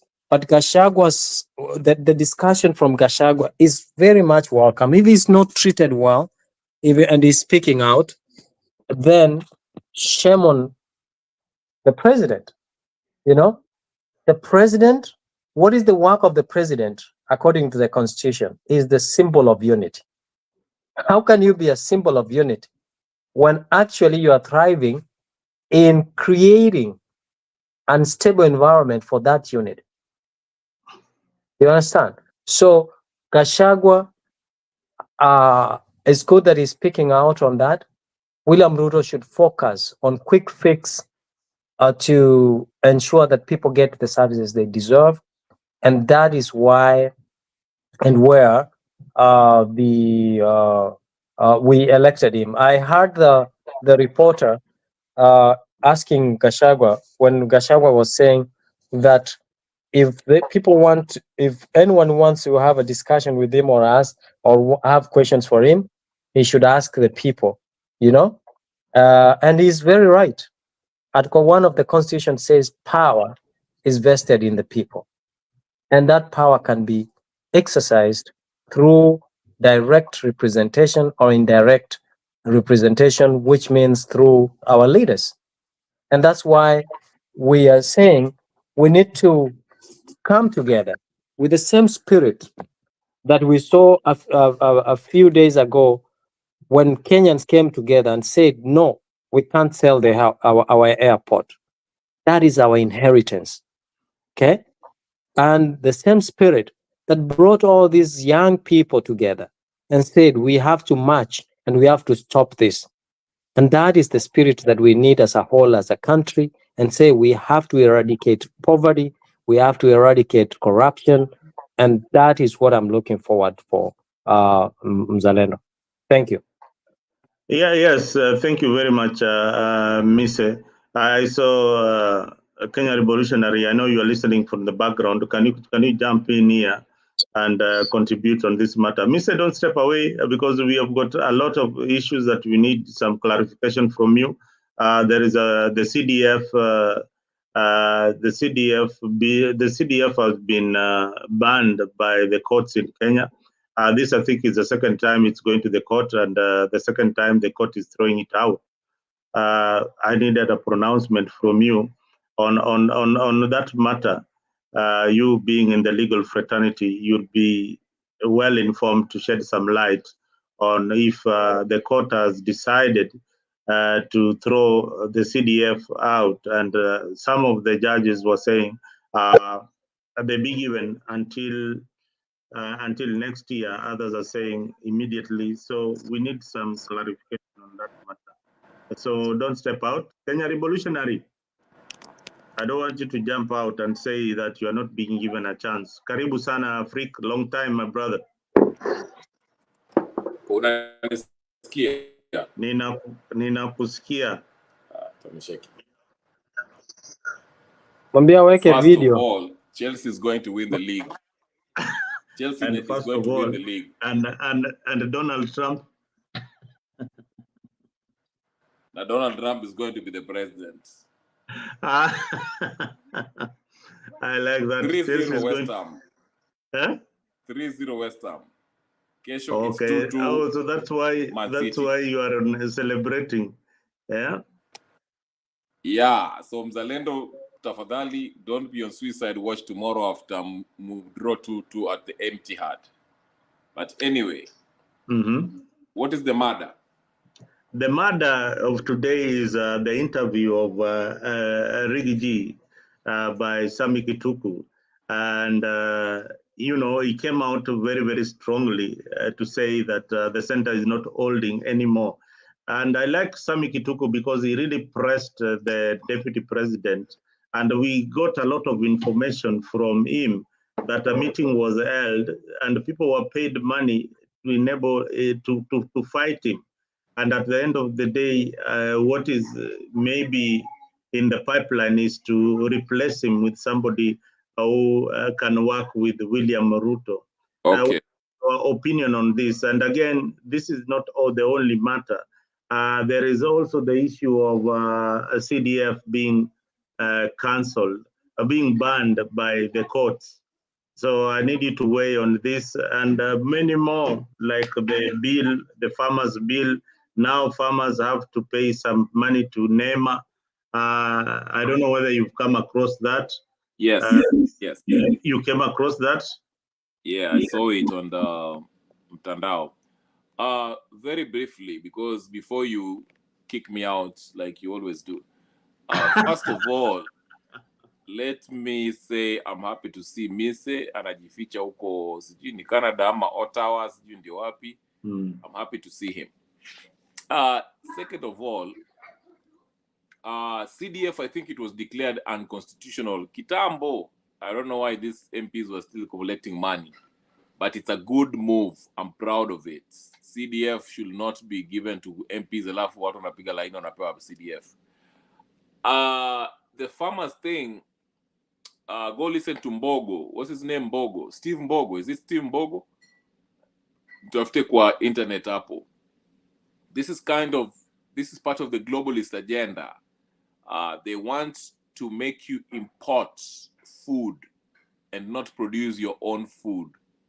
Okay? That's why they make it very expensive for the local farmers to grow their own natural seed foods, organic food. Okay? Ndio maana unaona Bill Gates. In fact, Bill Gates is on his way to Kenya. I don't know if you know that. But yeah. So this is part of the globalist agenda. Wanataka they get rid of the organic seeds, organic food. Wanataka nyinyi mna import too. In fact, that's why I keep on mentioning. If you listen to what's his name, Ujama, Charagay. Charagay was in Spice FM 1 year ago, and he made it very clear that under the instruction of the IMF, they were told that they could only grow some produce to a certain extent.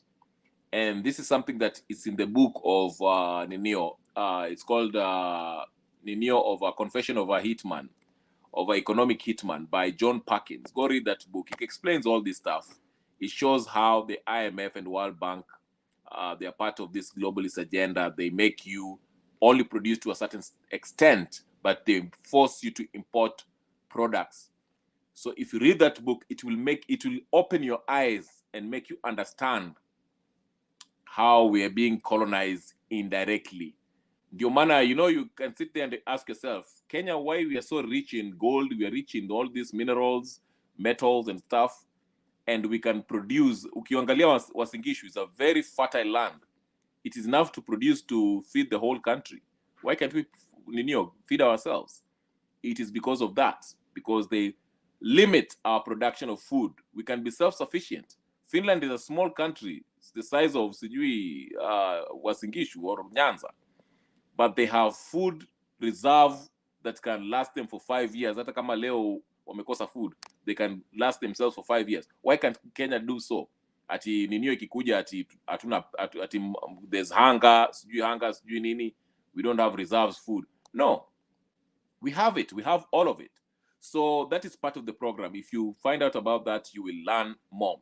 Now, coming to what was the other issue that you raised? The first one.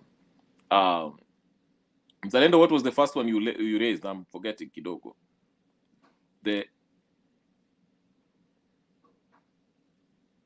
Hata umeni mute. Hebu ni unmute.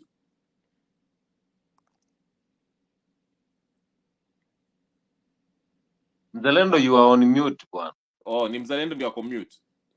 I'm the one on mute. Okay, what was the on. first one? The first one is Gachagua. Okay, let me. Yeah, Gachagua's story. Yeah. Okay. Gachagua is a huge distraction. There's a clip. Listen to me very carefully, Mzalendo. There's a clip that I still have to find. It was on NTV, but walipoteza. It was Uhuru Kenyatta. He was drunk and he was saying, baada ya miaka 10 nitapatia Ruto amalize 10 yake, alafu akimaliza 10 yake then he stopped himself. He was saying Gachagua will take off after that. This is planned. But the reason why I'm saying Gachagua is a big distraction, and you're falling over it, at least you are to Mrima, this Mrima nonsense. The reason why I say that is because of this, Nani. Hii story ya Adani ilichacha. And you saw the people of Kenya were saying, we are ready to go to the streets. Unaona vile Nani, there was rumors that Njagi ameuliwa. And Kenyans started, ikaanza kwenda viral kwa internet ati, tuendeni maandamano kesho to protest the Njagi death. And before you know it, in the morning, Njagi wakawachiliwa. You saw that. They are scared of popular revolution. So the same thing I'm saying, hii mambo ya is the same script ambao walitucheza the last time, ati sijui Ruto and Uhuru ati wamekosana. It was all a game just so for people can sympathize with Ruto so he can win the presidency wamwone at the end you are against Nio. Because ask yourself, with all the powers that Uhuru had, do you think he would have given over that sword to William Ruto? The second thing, that's why I'm saying, hii mambo ya hii mambo ya Gachagua Mrima ati he wants to be impeached. It's all fabricated beef. It's conjured up for you to sympathize with him, so that ati muone mtu wa Mrima ati the truthful man. The same thing he did with Ruto. Don't buy into this. These people need to go home. Ruto, Gachagua, Raila Odinga, Mbadi, and all these useless people who have been destroying this country for years, they need to go. But they want to distract you. And they are using tribalism, like Bob Marley say, hism and schism, to divide you. That's why you see Morara is fighting Tarus and is fighting Casmuel, the conman with his suits. They're doing this to divide you, and they're using tribal lines. That's why you see... Think of yourself, Nino, think critically. Why do you think Morara is... No, not Morara. Gachagua is so hell-bent on portraying himself as the king of Mrima? Why? It's to play that tribal card so he can divide people. So, Kenyans, let's think beyond this. These are the useless colonial puppets that are put there to perpetuate the same neo stuff so that they can rule for the next 50 years. But it is time for Kenyans to stand up and get rid of them. Don't buy into this Ruto versus Gachagua. It's all nonsense. These people need to go. You saw Raila had to join them quickly because he was threatened when the youth said they were partyless, tribeless, and all the less. They wanted to meet as Kenyans. That was the biggest threat ever to the Kenyan history because their plan failed. So Raila had to run quickly and join Ruto. And after he joined Ruto, they had to start this agenda of tribalism. How do they play it? Let me start this fake beef with Gachagua. Anyway, I don't want to take much of your time. I'll be here. If you have any more questions, go ahead. But I'm glad to see my brother, Mise, and Bonnie, and Mzalendo. Go ahead. So don't run away because we have a lot of questions for you. Mise or Bonnie. Bonnie, can you put your camera on and come back here, or you are already asleep? Mise, can you come in? I totally agree with what my brother said. Yeah, cool. Yeah. So that is what it is. We are just casualties. You know, it's like I said earlier. It's quite unfortunate that we are listening to people whining. You know, they are whining and they are on salary. Who cares whether they have been removed from WhatsApp? How many WhatsApp groups have we been removed from? You know, so these leaders, I agree with what, and this was our fight against Raila Amolo Odinga sometimes back. The reason why we were fighting against him is because he had mastered the art of conmanship, of, you know, going to the ballot box, then become a victim, say nimeibiwa, call for mass action, and then eventually is invited to the government, and then people lose life and property and destruction of property, and then we call him a hero, right? Now, these people should, I don't know where this, I don't know, man. I'm really disturbed of what is happening. Like people don't care anymore. You know what I mean? Like what? Like they don't have guilt that there are people who are sleeping, going to bed. People who are struggling to pay school fees for their kids, and so forth. But what they are telling us, what we are listening every day, is disturbing. Is disturbing, and I agree with what my brother Kenyan revolutionary said. People have also mastered the art of make noise, be visible, then guess what? Join a political party or start yours, and therefore you join the top cream thieves. That's why you quickly saw Kasamuel joining ODM, right? Oh, you mean Kasamuel has joined ODM? Didn't you see the other day? Kenyan revolutionary. Didn't I see that? Something like that, unless they were doing fabricating. So this people know that they need to be heard, and then get visible, and then they join a political party, and boom, you join the club that is robbing Kenyans. This needs to stop. This needs to stop. And the politics of Mrima, I agree that it's useless. Who cares? You need to sit down. So who cares? Mrima, without Mrima, we have a country, right? We have a country that we are so proud of, and we should always be proud of, and we need to protect by all means. What matters and what comes first is that we are Kenyans, and we shall continue to be Kenyans.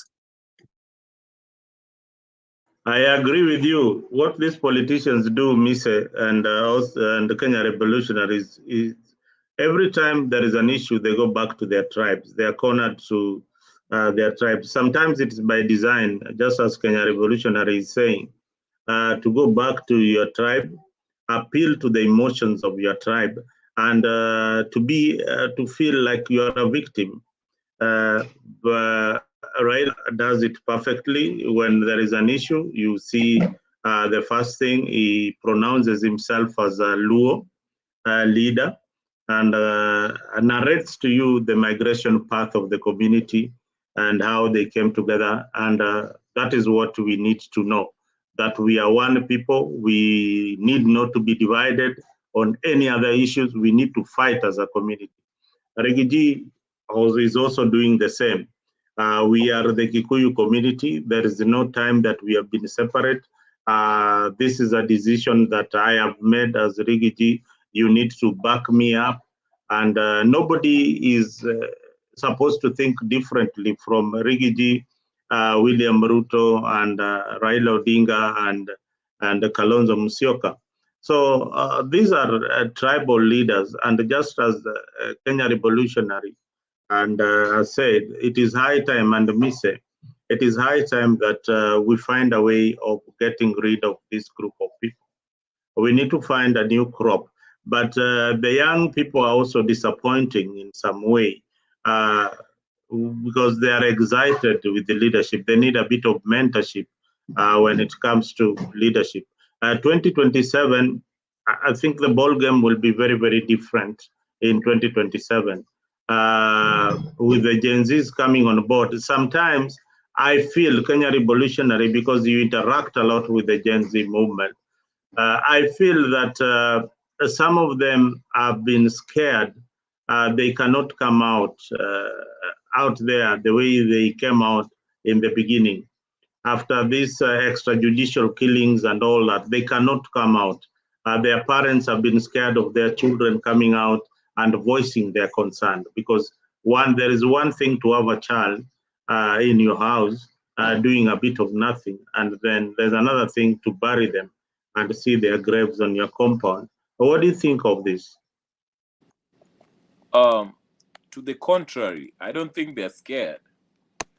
I think the mistake that they did, and it's not a mistake, it's a design by Ruto.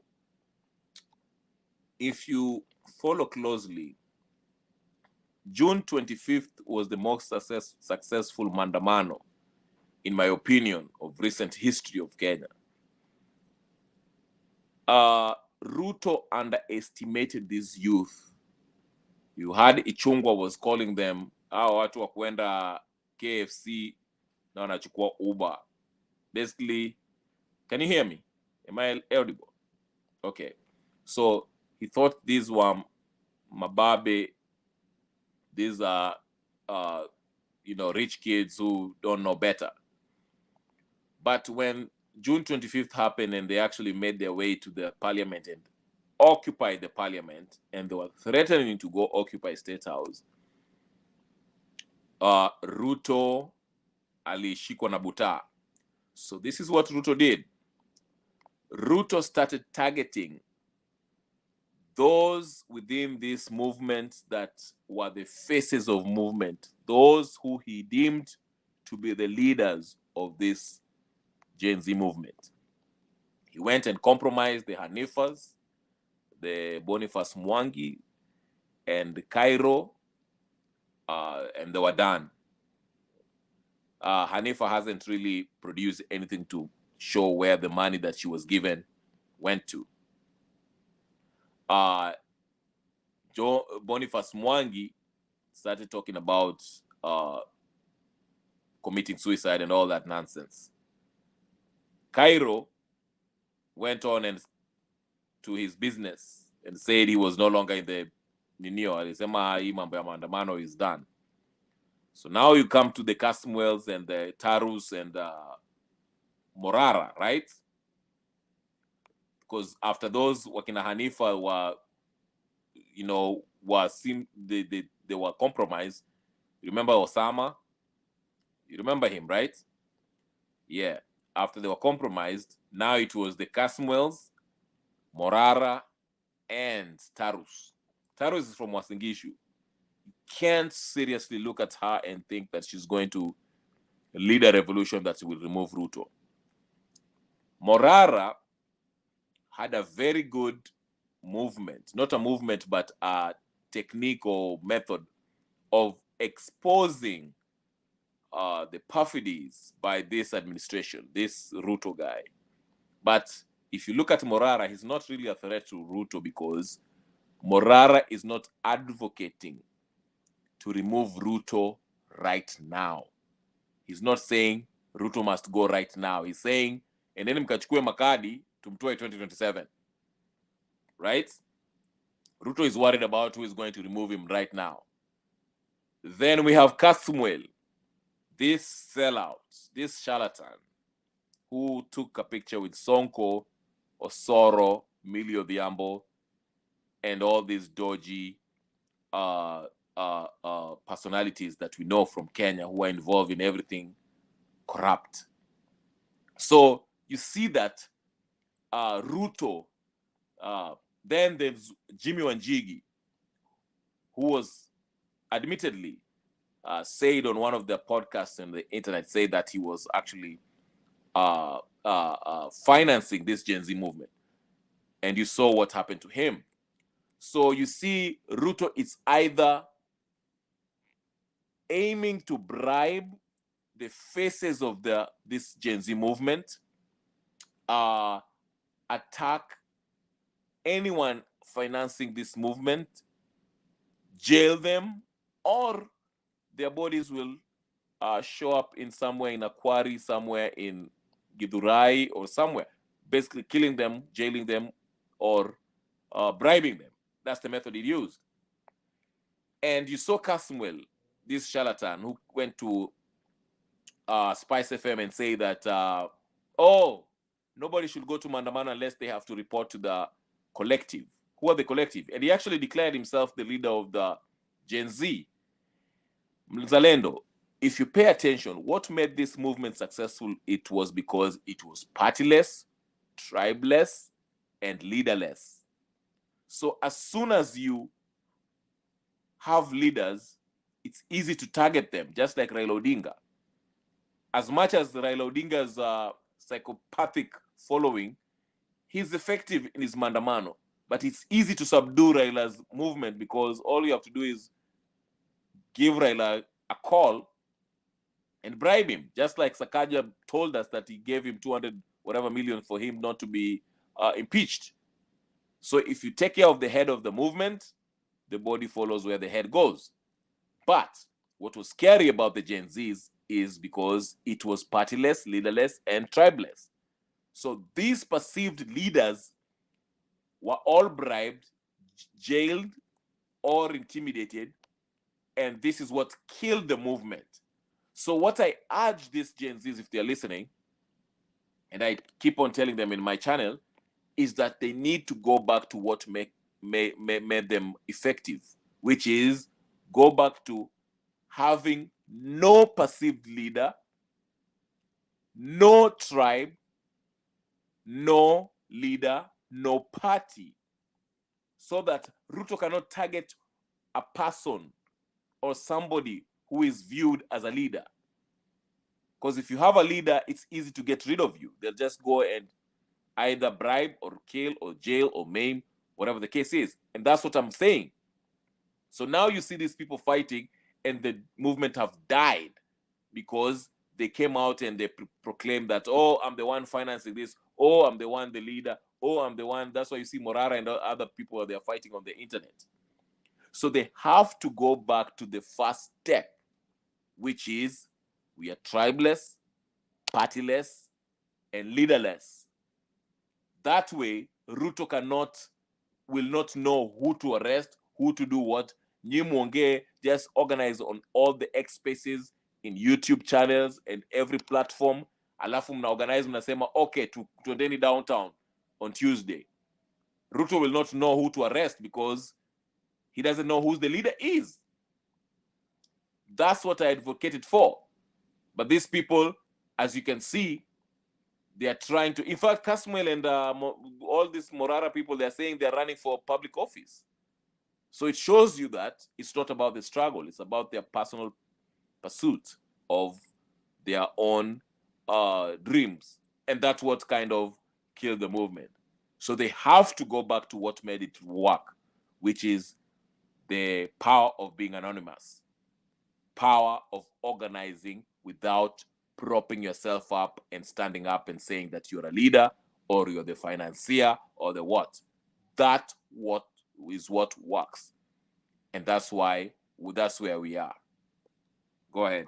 I think Nyaribel, there's nothing wrong with it trying to be a public leader or vying for office in Kenya if you are a youth. There is nothing wrong, absolutely wrong with that. But I never said there's anything wrong with it. I'm just saying that it's easy to stop you if you want to live. Listen, if you're trying to lead a revolutionary struggle, Mzalendo. Yes. You are a threat to Ruto. So you are a threat because he's looking at you that you want to replace him, right? Yeah, Kenya Rebel, just to come to think of it, for me, I feel, yes, the strategy worked, but it was not by design that they are leaderless. It came by default that they are leaderless, but it worked. And no, it was intentional, but go ahead. Because they understood that if you have a leader, that's Nani, Mzalendo. No, you see, you're missing the point. How did they come to this decision? There must have been a leader who made sure. Yeah. Let me explain. Because they looked at the ODM and Azimio. If you look at the Azimio, who is the leader? Odinga. Raila Odinga. Okay. So, who did Raila Odinga meet after all this nonsense? Did Raila Odinga go there with all these people? No. Raila Odinga went there by himself and Ruto sat him down. And whatever they agreed upon. Sisi hatujui walikubaliana nini.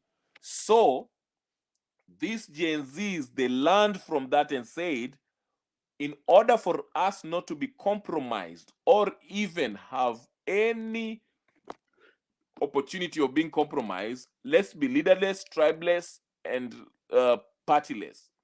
That way, Ruto cannot call that one person who is our so-called leader and meet him in a dungeon somewhere and give him 20 billion, then aanze kusema mambo sijui ati I'm going to AU or nonsense. That's why they... Yeah, and Mzalendo, yes, there's something wrong if you wanting to become a leader in Kenya. Only if your motive is not pure. Okay, your motive is not pure, and your motive is actually to get to power and enrich yourself and not serve the people. Then it's wrong to even desire to become that leader, because you're not going to bring an impact at all, because you will be compromised. And that being compromised is what he's emphasizing on. So it's good to desire to become a leader, but a leader who will create a genuine and positive impact for his people. That is that's the relevance of becoming a leader. But if you're becoming a leader and then you become like Muhammad Ali from Chijopevu, then you're not that leader that we need. You Kenya Revolutionary, I don't know what is wrong with Kenya Revolutionary. He's saying that we muted him. You Kenya Revolutionary, you've got these allegations that are akin to Donald Trump supporters. Who muted you? We don't mute people here. We don't mute people here. Yeah. Did you hear my last point? Yeah? Did you hear my last point? You must have muted yourself. Kenya, Mr. jumped in. Mr. jumped in, and when you just had finished, they were assuming that you had finished. Okay. Let Mute go then. Let him No, finish. Mr. has finished his remarks. I didn't hear what he said. He was on Oh, mute. you didn't hear. Mr. Can you repeat just what you just said? Mr. was saying that there is something wrong with the youth coming into leadership, especially if they don't have the right motives. That is what Mr. was trying to emphasize. It is right for them to seek leadership position if they have the right motive. But if they come in maybe to make money or maybe to just be in a position of influence, then it is absolutely wrong. Yeah, is that what you are saying? Yeah, that's correct. I was just trying to correct what you said, that there is nothing wrong for anyone to desire in the position of leadership. And I said, yeah, absolutely there is, if your motive is not right. If you come in and you're not a public servant, then you better not get into it. And you know that can only be decided on the ballot by the people. So there is no measure. Zalendo, if I may. Yes. Can you hear me? We can hear you, Kenya Rebel. There's nothing wrong with anyone. And I don't like when people say youth. Anybody can be, even if you are 100 years old, you can run for public office. There's nothing wrong with that. It doesn't have to be a youth. There's nothing wrong with having your personal goals. If you want to be an MP, governor, whatever, that's fine. There's nothing wrong with that. We shouldn't be against you because you want to do that. The whole thing about this whole Gen Z thing, it was about the idea, what we are fighting for, the struggle.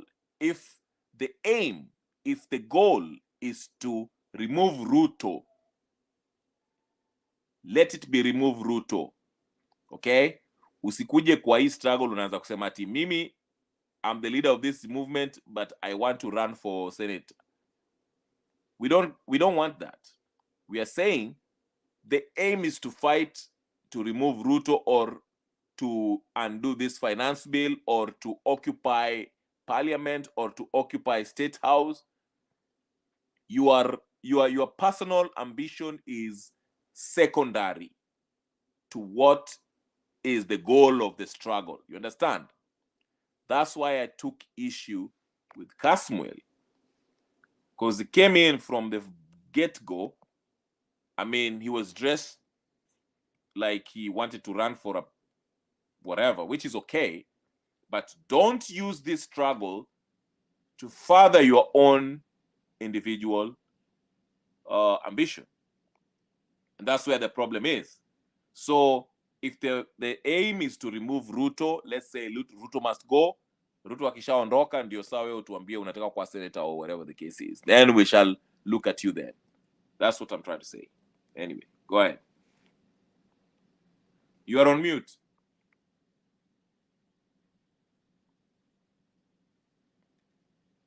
Unmute Mzelendo. You have muted me. I don't like this, Kenya Rebel. You keep on muting me on your show. Mute. See, you are the controller. You keep on muting me on your show. I don't like this. I will not come back here again. Now, that is your show. The thing is, Kenya Rebel, is that the government has started cracking down on these youths, and you've seen what has even happened to the bloggers and all that. They started cracking down heavily on this on the youths. Remember the kind of zeal they had in the beginning, going to the media, talking about the movement and all that. It is no longer there. But I think people like Casamuel, they saw the loophole that was there in the movement. The movement needed leadership as much as you are saying it didn't need any leadership. If it had somebody like Miguna leading that particular movement, then the persistence would be sustained. Even Miguna himself has gone mute after realizing that, these young people, they cannot come back together again. The government has used a lot of force on them, to an extent of some of them being maimed and others being killed. So for them, I feel 2027, if they don't have any kind of Mzalendo, again, why do you have this savior complex? What? A savior's complex. You're looking for somebody to come save you. You want a leader. You see, Gen Z were offering an alternative kind of revolution or kind of party, something that we have failed.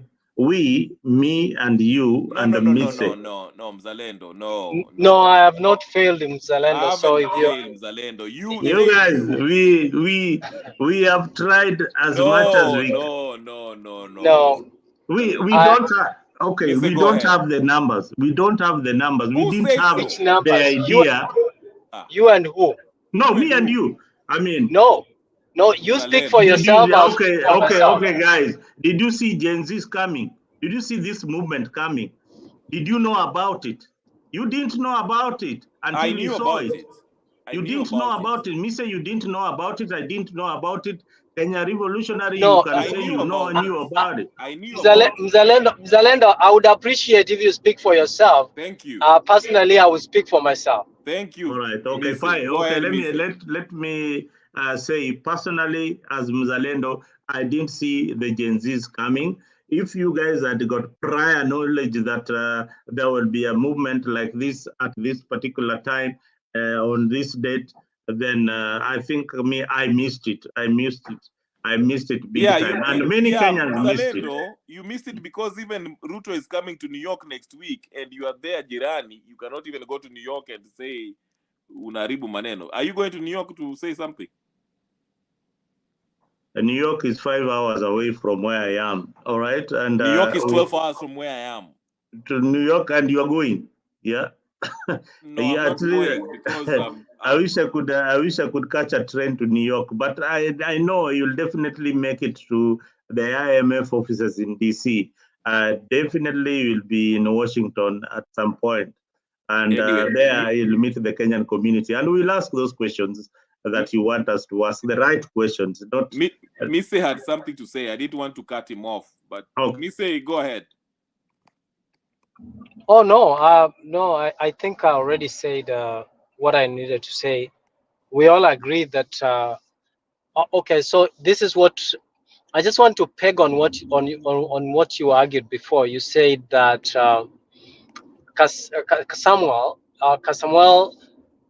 saw a loophole, all right, and he took advantage of it. The same thing that Ruto has seen a loophole in the system, and he has taken advantage of it, and therefore, for that person that we expected to champion and bring a revolution on how things are done, he failed to do so because he propelled his own ambition vis-a-vis the ambition of the people, the revolution for a purpose and reason. So if we have leaders who, people like Martin, you know, Martin, that was Martin Shikuku, you know, Masinde Muliro, Kina Kenneth Matiba. Shikuku was bought, but go ahead. Yeah, they fought for a cause, and they knew that they needed to bring, you know, change in our country. They underwent some, you know, some torture here and there, but they were persistent in what they were doing. Even though at a certain point, even if they were bought, you know, they brought a greater impact. But there were people who were distinct in their quest for change in the Republic of Kenya, and that's what we are asking. If you come out and you pose as though you have a solution, and you can bring and you can be heard, do it in the right way, but don't take advantage of the sweat of other people and then you sell them out. That's what then you are not different from Raila Amolo Odinga. You're not different from William Samoei Ruto. You are all in the same bandwagon. Well said, Mise.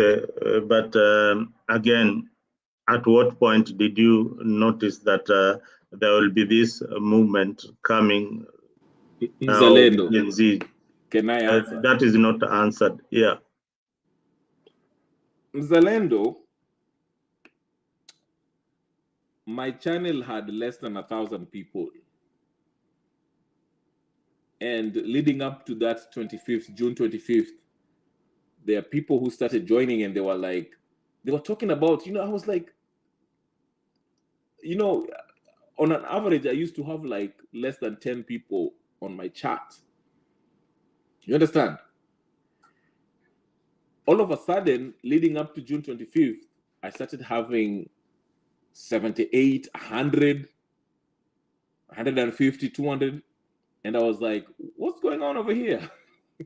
And they're like, hey, you know, we like what you're saying. Whoa. You know, they didn't call themselves Gen Z, but they were young folks. Anyway, so they started, wengine walikuwa nasema, hey, tukutane hapa. So I'm talking, and because those days I didn't, mimi nilikuanga siwekangi link. But on the chat, I used to see them talk about, hey, let's meet up. So I kind of got a whiff of what was going on. But to a bigger point, I'm just saying this. Zalendo, this movement is not over. I'm just saying that they've learned that exposing yourselves as leaders and also looking for one person, a personality I made a video live where I said Raila must die, and I didn't mean Raila the person dying physically, but I meant the idea of having this strong, enigmatic, mythical figure that we look at to come save us. We should get away from that. Let's have this ideology or ideas. Let's rally around ideas that we can actually remove tyrannical leaders like Ruto and have leaders that are guided by our constitution, guided by the rule of law to create a better Kenya. That's what Gen Z is all about. It's not about Caswell becoming the leader of Gen Z, Tarus, Masi Taurus, or Morara. And that's why I appreciate Morara, because Morara was very clear. He said he's going to run, but if you look at Morara's stake, he's all about exposing the ills by this government. He never pretended to be like, oh, I'm just using this movement. In fact, he never even said he was part of Gen Z. He just did his thing organically. That's why I respect him for that. But again, he's not a threat to Ruto because he's not advocating to remove Ruto right now. But that's what makes me respect him. So don't say that we have failed. We haven't. We need to go to gear one and mobilize, and let's organize and agonize so that we can remove Ruto through different, this idea that we envisage as Kenyans, where we can live respecting the rule of law and the constitution that we have. And I leave it there. Go ahead, Mzalendo. Thank you for that. You know, when Gen Zs were out there on the internet looking for where they can air their views and all that, you are lucky that they landed on your channel, and that was a good thing. They're still out there looking for direction on how they are going to go after this. I remember the government has really intimidated them. Some of them have died and perished during this course. I still strongly believe they need leadership. They need it badly. And I don't know where they are going to get it, but they need some kind of guide, getting them together to champion for what they were really championing, especially now we had the Adani issue. That would have been a very good point of return. So let me ask you, Mzalendo, what kind of guidance do they need? You see, when it comes to leadership, there is a she's called who? That lady was what's her name? Anifa.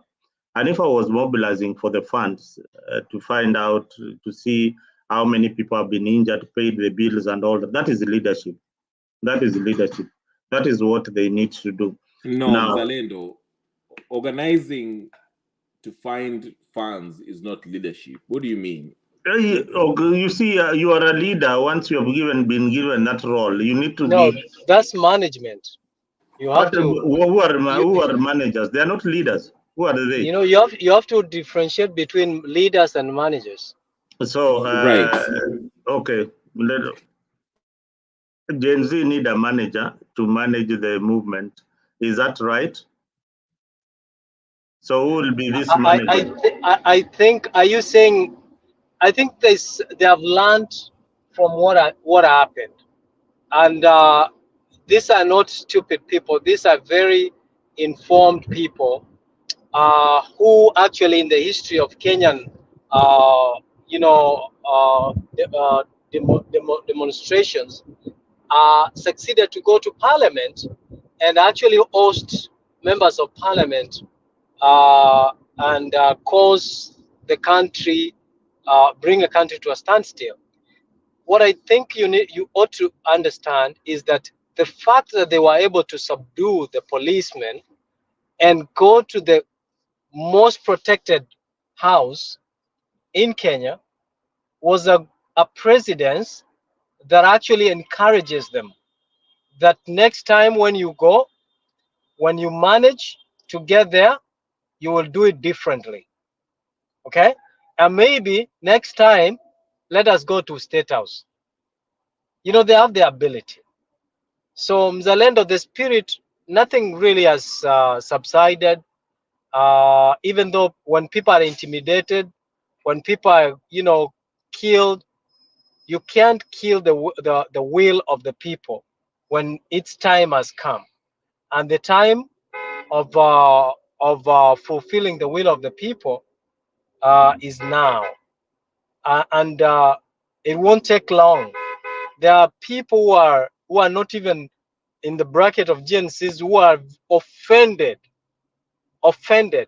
who are going to join the cause of that revolution. They are going to fund that revolution. They are going to manage that revolution. They are going to lead that revolution. Leading can be from behind or from the front. So the more people are getting pushed to the corner, the more lethal they will become. Yeah, we hope that that day is coming. But I feel that the morale is down. I don't know whether it's only me who feels that way. Kenya Revolutionary, I have heard in some quarters, especially on the social platform, that without Raila backing the movement, or without his people being part of the Gen Z's movement, there cannot be any maandamano. And since Raila joined the government, then Gen Zs died completely because Raila joined the government. How true or factual is this statement?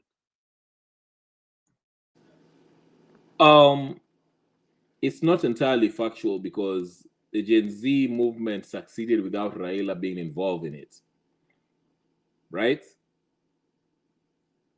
So after he was successful, when the Gen Z started saying 20 State House, occupy State House, I don't know if you were keen to watch what the social media was, what was going on in the social media, but the ODM folks, once Raila went to that KICC to sign that amendment bill, IEBC amendment bill, the ODM folks started making videos saying that Nyinyi Gen Z mutokee muone, basically trying to intimidate them.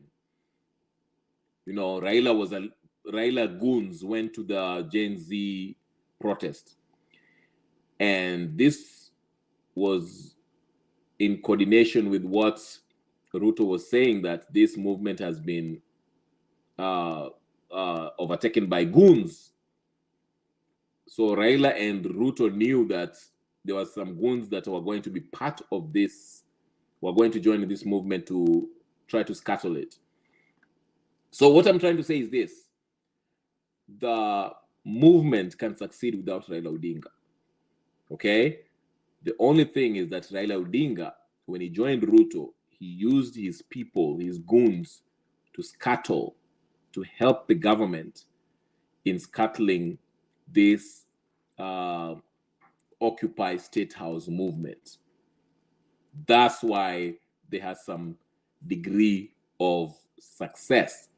But with what's happening and the, you know, what Ruto is doing with the Adani, you name it, all this nonsense that's going on, the people of Kenya, even the people who have never been to Maandamano, are willing to go into the streets, and they are willing to face whether it's Raila goons or Ruto's goons to take him out. So let me just say that yes, Raila played a huge part into scuttling this movement, Gen Z movement, but this movement can be bigger than Raila, and if the next time, if they decide to go to the streets, they will succeed without Raila Odinga's psychopathic following.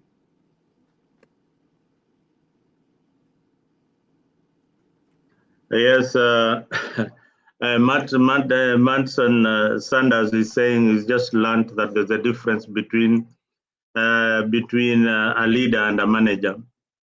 I also learned the same from my friends here. They're telling me there is a big difference between a leader and a manager. And maybe they will elaborate further on that particular issue. But Absolutely. Absolutely. Miss Kenya Rebel, maybe you can inform the viewers the difference between a leader and a manager. Okay. If you and Mise are having a quarrel, and I come in and I convince you that, hey, listen, we have a show to run. It ends in about 30 minutes. Let's keep cool. You know, just let Zalendo say what he needs to say, but just don't fight. What am I doing? I am managing the dispute between you and Mise. Ndio tufike hiyo the goal that we are going to. That's 9 to, so for us to have a show. I'm managing the conflict between you two. You understand? Mm-hmm. Now, if I'm a leader, okay? If I was a leader, you two, Zalendo and Mise, will be looking at me for direction, for inspiration. So I would come here and say, listen, Zalendo, Mise, let's meet on Tuesday, dress up like Spider-Man and jump at State House and paint the walls saying Ruto must go. And you'll be like, okay, yeah, let's do that. Because you believe in me. So I have that influence over you. You, Mzalendo, and Mise, you'll be looking at me for inspiration. You'll be looking at me for direction. You'll be looking at me for the next step. What should I do next? Can you take us, show us the way forward? You understand? Mm-hmm. So I'm not managing you, but I'm telling you what we should do next as far as this movement we call Afrique 24. This is our movement. I'm the leader. So next week, let's do this. I'll be here. You guys will talk for 2 seconds. Then I will do abracadabra and you'll throw your hands up and say hallelujah after 3 minutes. You see what I'm saying? I am leading the pack. I am showing you the way forward.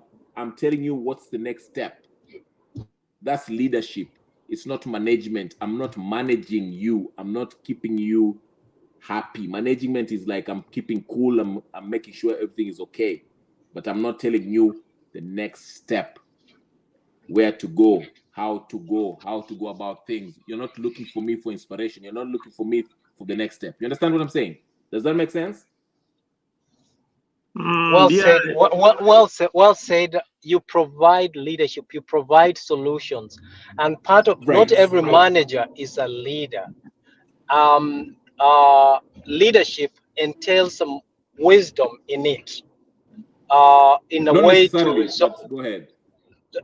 In a way that you provide solutions to problems where other people are managing. You know, you provide solutions. You lead the way and provide solutions. For example, like you said, let's go back to the way truth, justice, and reconciliation was constituted, and how it was executed at the end of the day. That needed leadership, and coupled with wisdom in order to provide solution. And that's why you will see different leadership style from leaders of the world. Look at Gaddafi, for instance. You know, compare him with other leaders like Mugabe, for example, or Donald Trump, your favorite, you know, or look at Biden and Obama and Trump. You see certain differences in their leadership style. Some are good managers, some are good leaders. Let me help Zalendo to something that he can relate. Zalendo, can you hear me?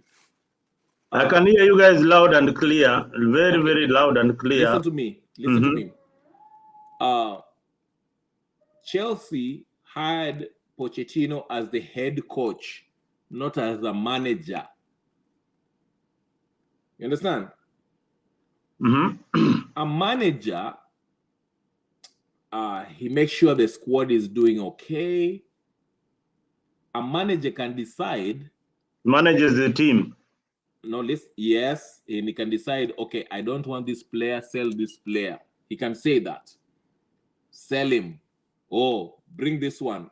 I don't know. Is Arteta a manager or a head coach? But let me just use Chelsea because I don't know what I say Arsenal. But I'm just using that. But listen to me. So a manager like Mourinho, he can say sell Nani Madueke, sell whatever the player. At this point, is he a leader? No, no. At what point does he become a leader? No, listen to me. I'm making a bigger point so that you can get it. A head coach is just somebody who coaches. You have been given 22 players, you are coaching. Now, Nani, what's his name? Abramovich. Abramovich is the leader because he has the vision of how he wants Chelsea club to be.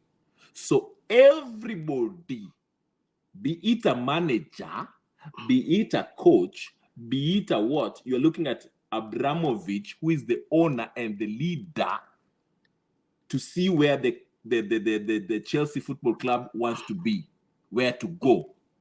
You understand? He has the vision of where he wants to lead this organization called Chelsea Football Club. Nani is just managing. Mourinho is just managing. You understand? Do you get the Nino? Managing is not leadership.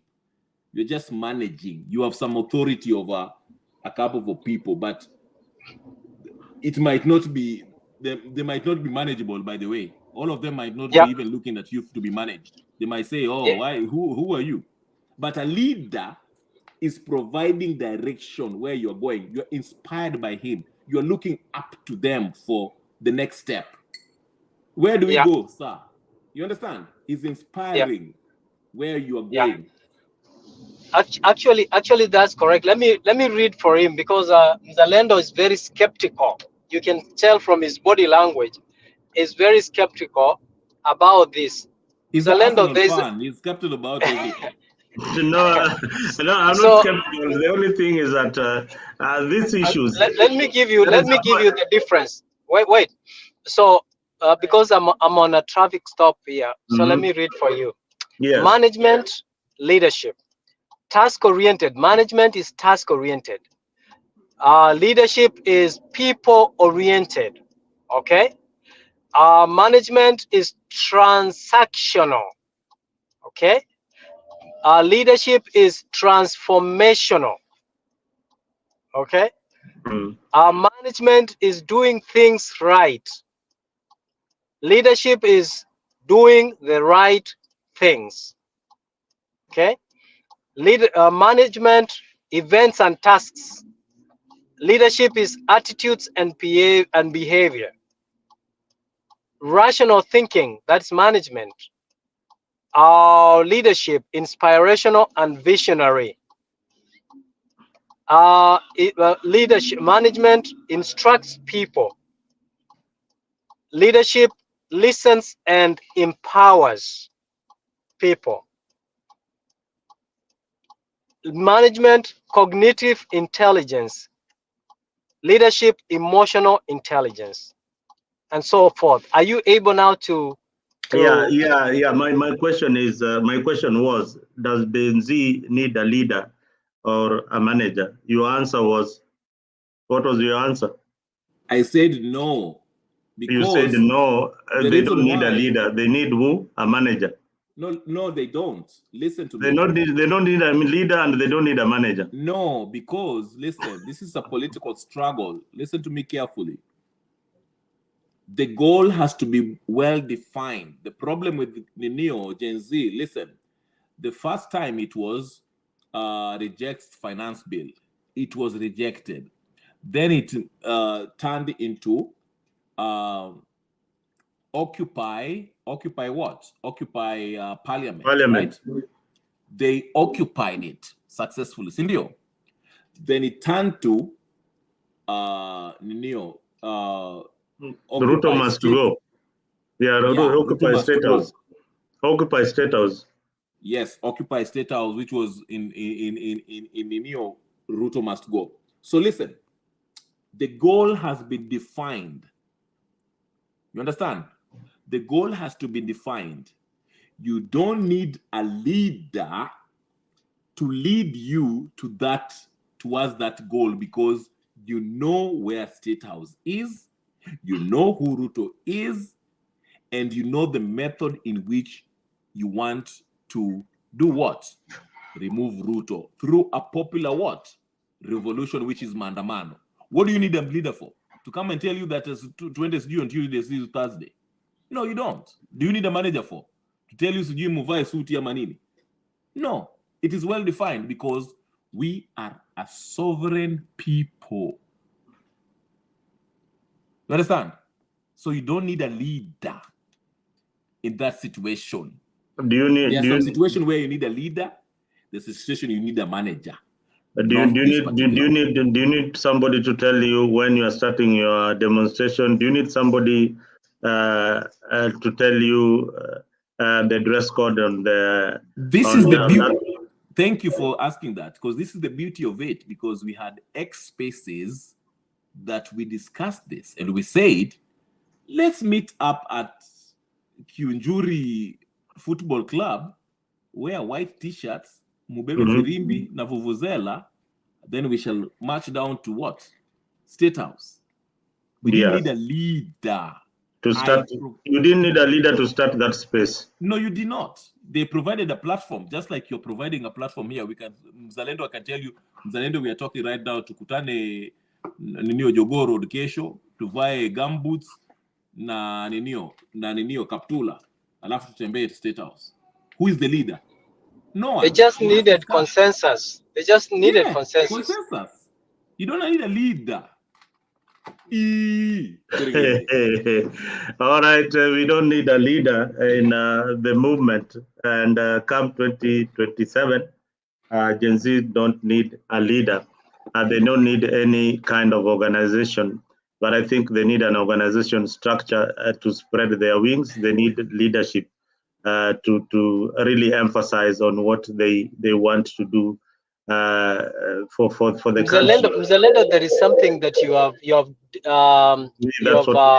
deliberately decided not to focus on. When you know, in why do you think governments protect airports? You know, they protect military bases. They protect certain parts of the government, essential part of the government. You know, why do you think the government makes sure that there's food security, there's good health, you know, the health care of the people, or the well-being of the people? Because if you have a population that is not healthy, you are weak, right? If you expose your military or your arsenal to your enemy to know what you have and what you don't have, it means your enemy will know where and how to strike you and what to use to strike you. So what Kenyan Liberationary is trying to insist is that once you know the strong points, you always have to eat the strong points of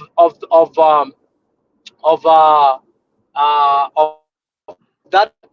Let's say, for example, if you're going to a boxing ring, right?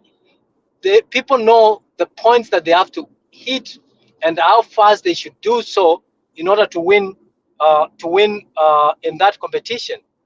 Now, the reason why is insisting that we really don't need leadership. While you might see the need of leadership, we really don't need leadership because of one very simple reason. Once you know the strongholds or the targets, then it means your enemy is easier, knows the weak points or where to strike in order to gain or to weaken you. That is why being spontaneous in the way that you're doing things is good. Being sporadic in the way that you're doing things is good, because what it gives you leverage that someone doesn't understand how you operate. That is why people like Muammar Gaddafi, they survived the longest, even when they were being attacked. Jimmy Wanjigi, when the police were looking for him, they didn't know his hideout, but he knew where to hide, and they didn't know his stronghold. That's what we are trying to insist. If the GNCs are leaderless, partless, tribeless, like they started before, it means targeting whoever who is in the central command will be difficult. That's all we are trying to argue. Yeah, I think I agree with some of your points, and whatever I'm raising here is something that is being raised out here, and I also feel that even as you say that, there are a lot of people, including Jimmy Wanjigi, who you just mentioned, Miguna, who tried to be part of the Gen Z movement. Why do you think they wanted to be part of this Gen Z movement? And why were they constantly giving them guidance in those platforms? Mr. Some people are opportunistic, you know, so it's very difficult to assess their motive, because someone like Miguna,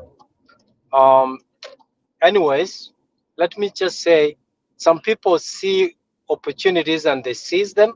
Mm-hmm. It's called it's a principle in business that is called take advantage of the situation, and emerge victorious. And that's what I'm thinking, that they saw an opportunity of and the success, the chances of this revolution becoming a success, and therefore they wanted to position themselves as people who participated in it, and therefore they will be able to be invited in critical decision making positions. Anyway, let me jump to my last topic of the night, and that is the issue of CDF. You being somebody who has vied for position in Kenya, the CDF has been banned by the courts, and of course the parliamentarians are really fighting very, very hard. Do you support this ban of CDF in the constituency? Absolutely. Mm-hmm. You know why? It's not that CDF is a bad thing, okay? It is because it is a conduit of swindling the public money. You know, if we can look for all these avenues and strike them off, we will minimize the amount of money that is being stolen from the public. So imagine, let me tell you, my member of parliament, one time we were in a forum like this, and I asked my member of parliament, no, he came and he was giving his scorecard and what he's been able to do. And all he said that he has done renovation of schools, classes. He has actually, his first project was taking all the roofs of the existing schools and doing a proper roofing and all that. Then I asked him, why are you reinventing the wheel? I mean, why are you interfering with what is functioning?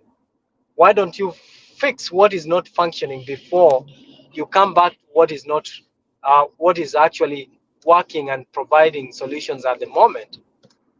And for example, where I come from, the town closes. It's a county. By 6, people have started going to bed, you know. So I asked him, what kind of facelift have you given your constituency that can attract investors to come in and invest in your constituency? You know what he said? He said, what I need, I want people to go to school, get education, get a good learning environment. I don't want to have more border riders. Okay? I forgot, so I asked him, are you forgetting that most of these border riders are even those who have gone to university? They have degrees in their pocket, and those degrees are not helping them because there's no employment opportunities. He couldn't answer that. So our priorities are upside down, and CDF is an avenue of fulfilling our upside down priorities. And as a way of swindling money, public coffers, and therefore, I actually respect and applaud the courts for that bold decision that they made. Yeah, that was a good decision, Mise, and personally I agree with it. And I look at it this way because CDF was used a lot by our parliamentarians to bribe the constituents. I don't find it right for a member of parliament to line up parents to give them a check. It is not their duty to pay school fees for our children. It is not also their duty to bring development in the constituency, while it is their primary duty is to create policies in parliament that are favorable to their constituents so that the government can bring development. Some of these roles are misguided and misplaced. So parliament today, everybody is winding up their law firms, everybody winding up their businesses to vie for parliamentary position, not to provide services for the people, but to eat this money. This is something that we need to fight very, very hard so that they don't sneak it back. I strongly think that they will sneak it back. Ruto needs it for in 2027, and they will definitely try and sneak it back as a bait for 2027. What do you say about that?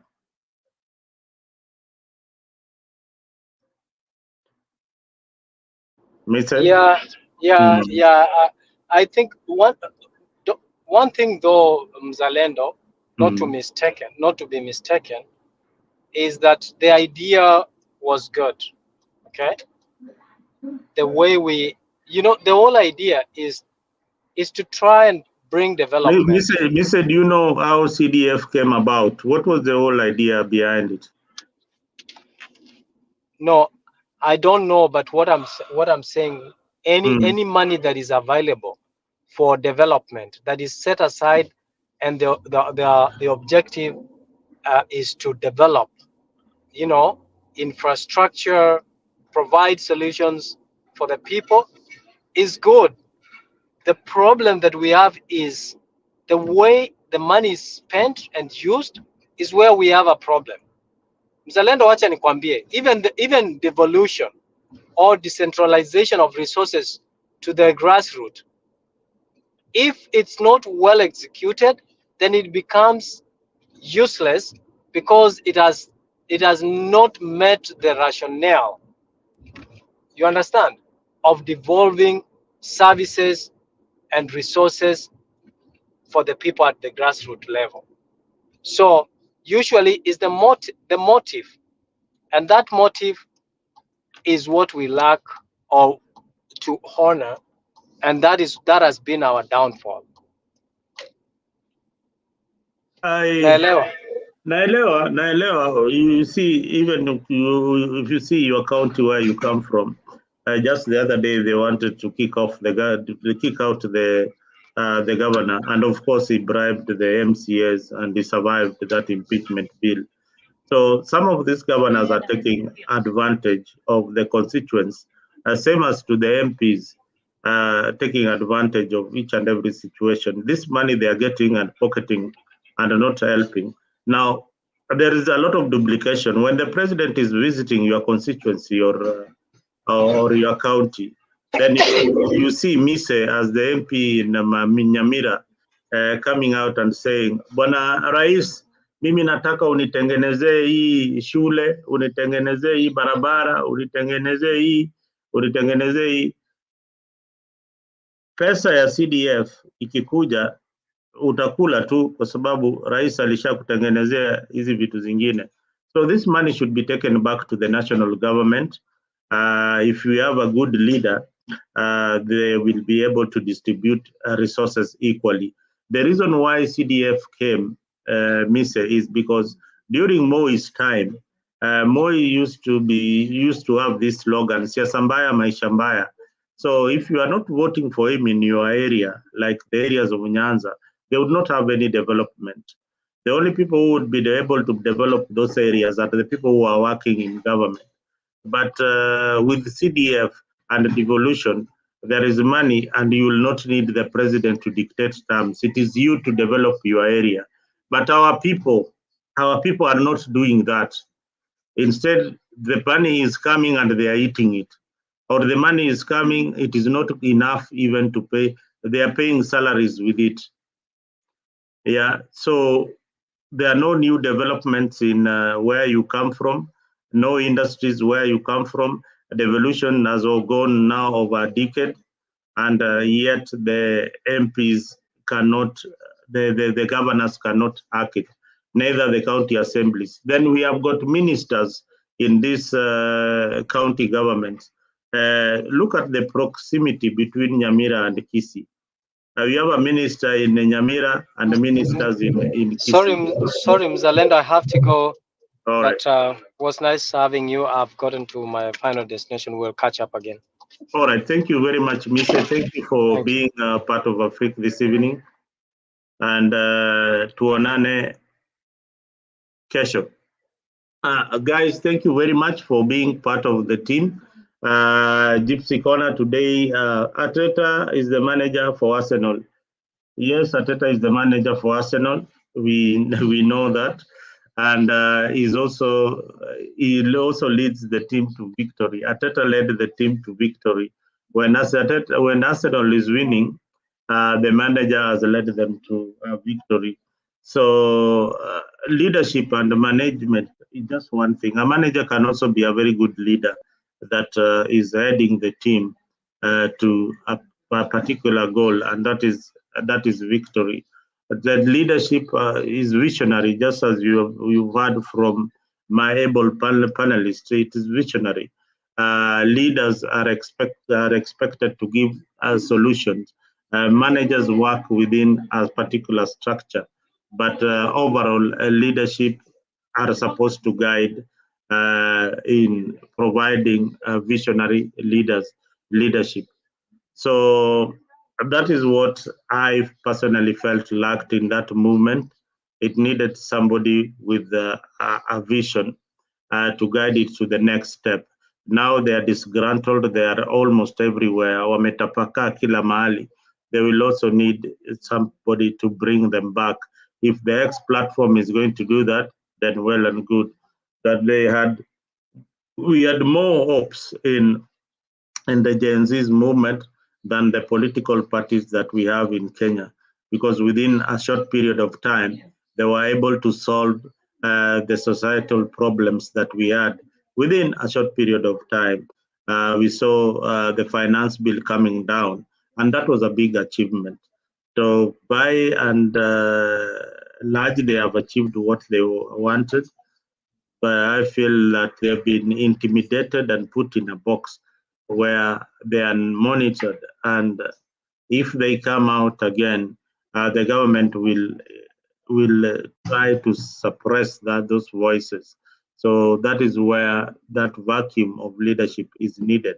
They needed somebody who is resistant, somebody who is keeping it alive, and somebody who shares the same vision as as the boomers and other people in Kenya today.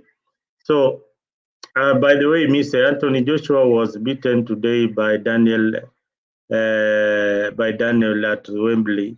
Oh, Joshua was beaten. Joshua was beaten by. Oh, that is news. Thank you, Gypsy Corner, for giving us that news. We are not aware of it. If you are a follower of this sport, boxing, Joshua was beaten. So kama unafuata hawa watu also be saying I visited the express and it was a mess. They were fighting themselves. Yeah, they will not agree to this, but they need leadership all the same. They cannot be fighting. If there was a leader, then they would be guided. If you are watching us from Facebook, the Afrique Express, please do subscribe also to the YouTube page so that you can be one of us here on YouTube, so that we can also read your comments on the space. Otherwise, thank you guys for being part of this evening. I can see so many people are watching us on X. Asanteni sana for being there on X. We will try as much as we can to bring for you these uncensored topics, things that people don't want to discuss about. We will discuss them here without favoring any politician, without fearing any politician on this platform. The ile kitu hatutaki tu ni matusi, but be locked on Afrique. Make sure you share the link with your friends if you are on the X platform. Share the link so that we can get to know you. We can you can also participate on with us on this panel. And Gypsy Corner, awesome. Thank you guys for being there. And you didn't disappoint today. You are on my case. Kama kawaida yenyu, you are on my case. Yes, I can see on the X-Space, people are really are watching. We have got some people watching us on X. Asanteni sana. We would want to get to know you. Please leave a comment on the space so that we know your thoughts on Gachagua and Mrima politics. We want also to know your thoughts on the future of Kenya. We are all here for a good cause, and the good cause is having a better country than we found it. So please care to subscribe on Afrique 24. This is AFRIQ 24 on YouTube. We believe that your views are very, very important. Awesome. We need you up here at some point. We discuss the issues. And the guys on the comment section, if you've got a very important issue that you need us to discuss, please, please, please share it on the comment section so that next time we pick it up and we analyze it and see that we have sanity in our politics. Otherwise, asanteni sana Gypsy Corner, you never disappoint me. On the comment section, Mason Sanders, thank you very, very, very much for being there. And Kenya Revolutionary, asante sana for coming along. Awesome, nimekumention hapo. Na wale wengi wale wanatuwatch in other spaces, Facebook, nani, please make sure you leave a comment there where you are watching us from. If you like our shows, what you don't like about our shows, we'll try also and improve on what you don't like. Because without you guys, we don't ban this midnight all to give you our point of view in Kenyan politics. And the mainstream media also thank you very much for the clips that you give us so that we can play a bit of it so that we inform the general public of what is happening in Kenyan politics. Here in the US, we have got elections coming, and it's also very, very hot, hotly contested. Some people are saying they are rooting for Donald Trump, others are for Kamala Harris, but here it is all about policy. Here in America, it is all about policy. And they dig you deep down to what you did many years ago.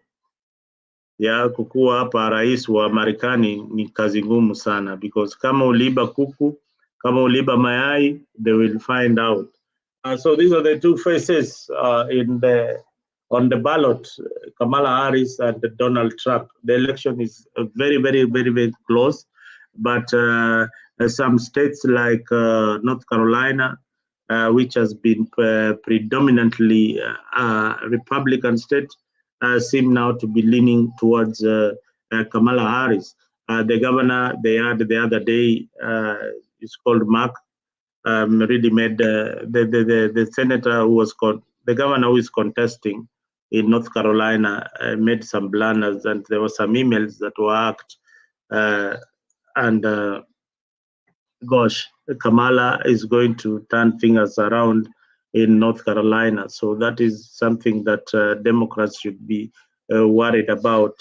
Thanks, Goodyear, for that information. Okay, I thought that Awesome was addressing me. I will vote for Trump at 6 a.m.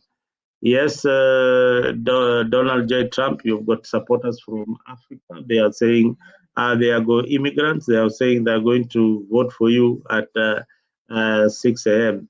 Maybe Awesome, you should tell us more why you are going to vote for Donald Trump and not Kamala Harris. So this is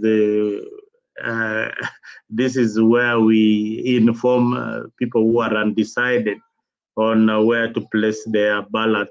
Remember, voting has started. If I find time, I will try and capture the images of people voting, and of course, ask this polls, this election. They're called pollsters. How they conduct these polls during the elections to verify or to come very close to see who is more popular. And also the people who are manning the polling centers. I will try and get some information how they conduct their elections. Places like Georgia, where Kenya Revolutionary comes from, Trump has flipped the law there, saying that the votes will be counted manually. Remember, he lost the elections in Georgia. So some of these issues are being now addressed the last minute, maybe hoping that that will favor his candidacy. But early voting has begun in Virginia. It will go all the way up to the day of the elections. So voting has started in most of the states. Some will be beginning maybe next week. So may the best candidate win. And of course, me kama kawaida hapa Africa, I root for Kamala Harris to win the elections.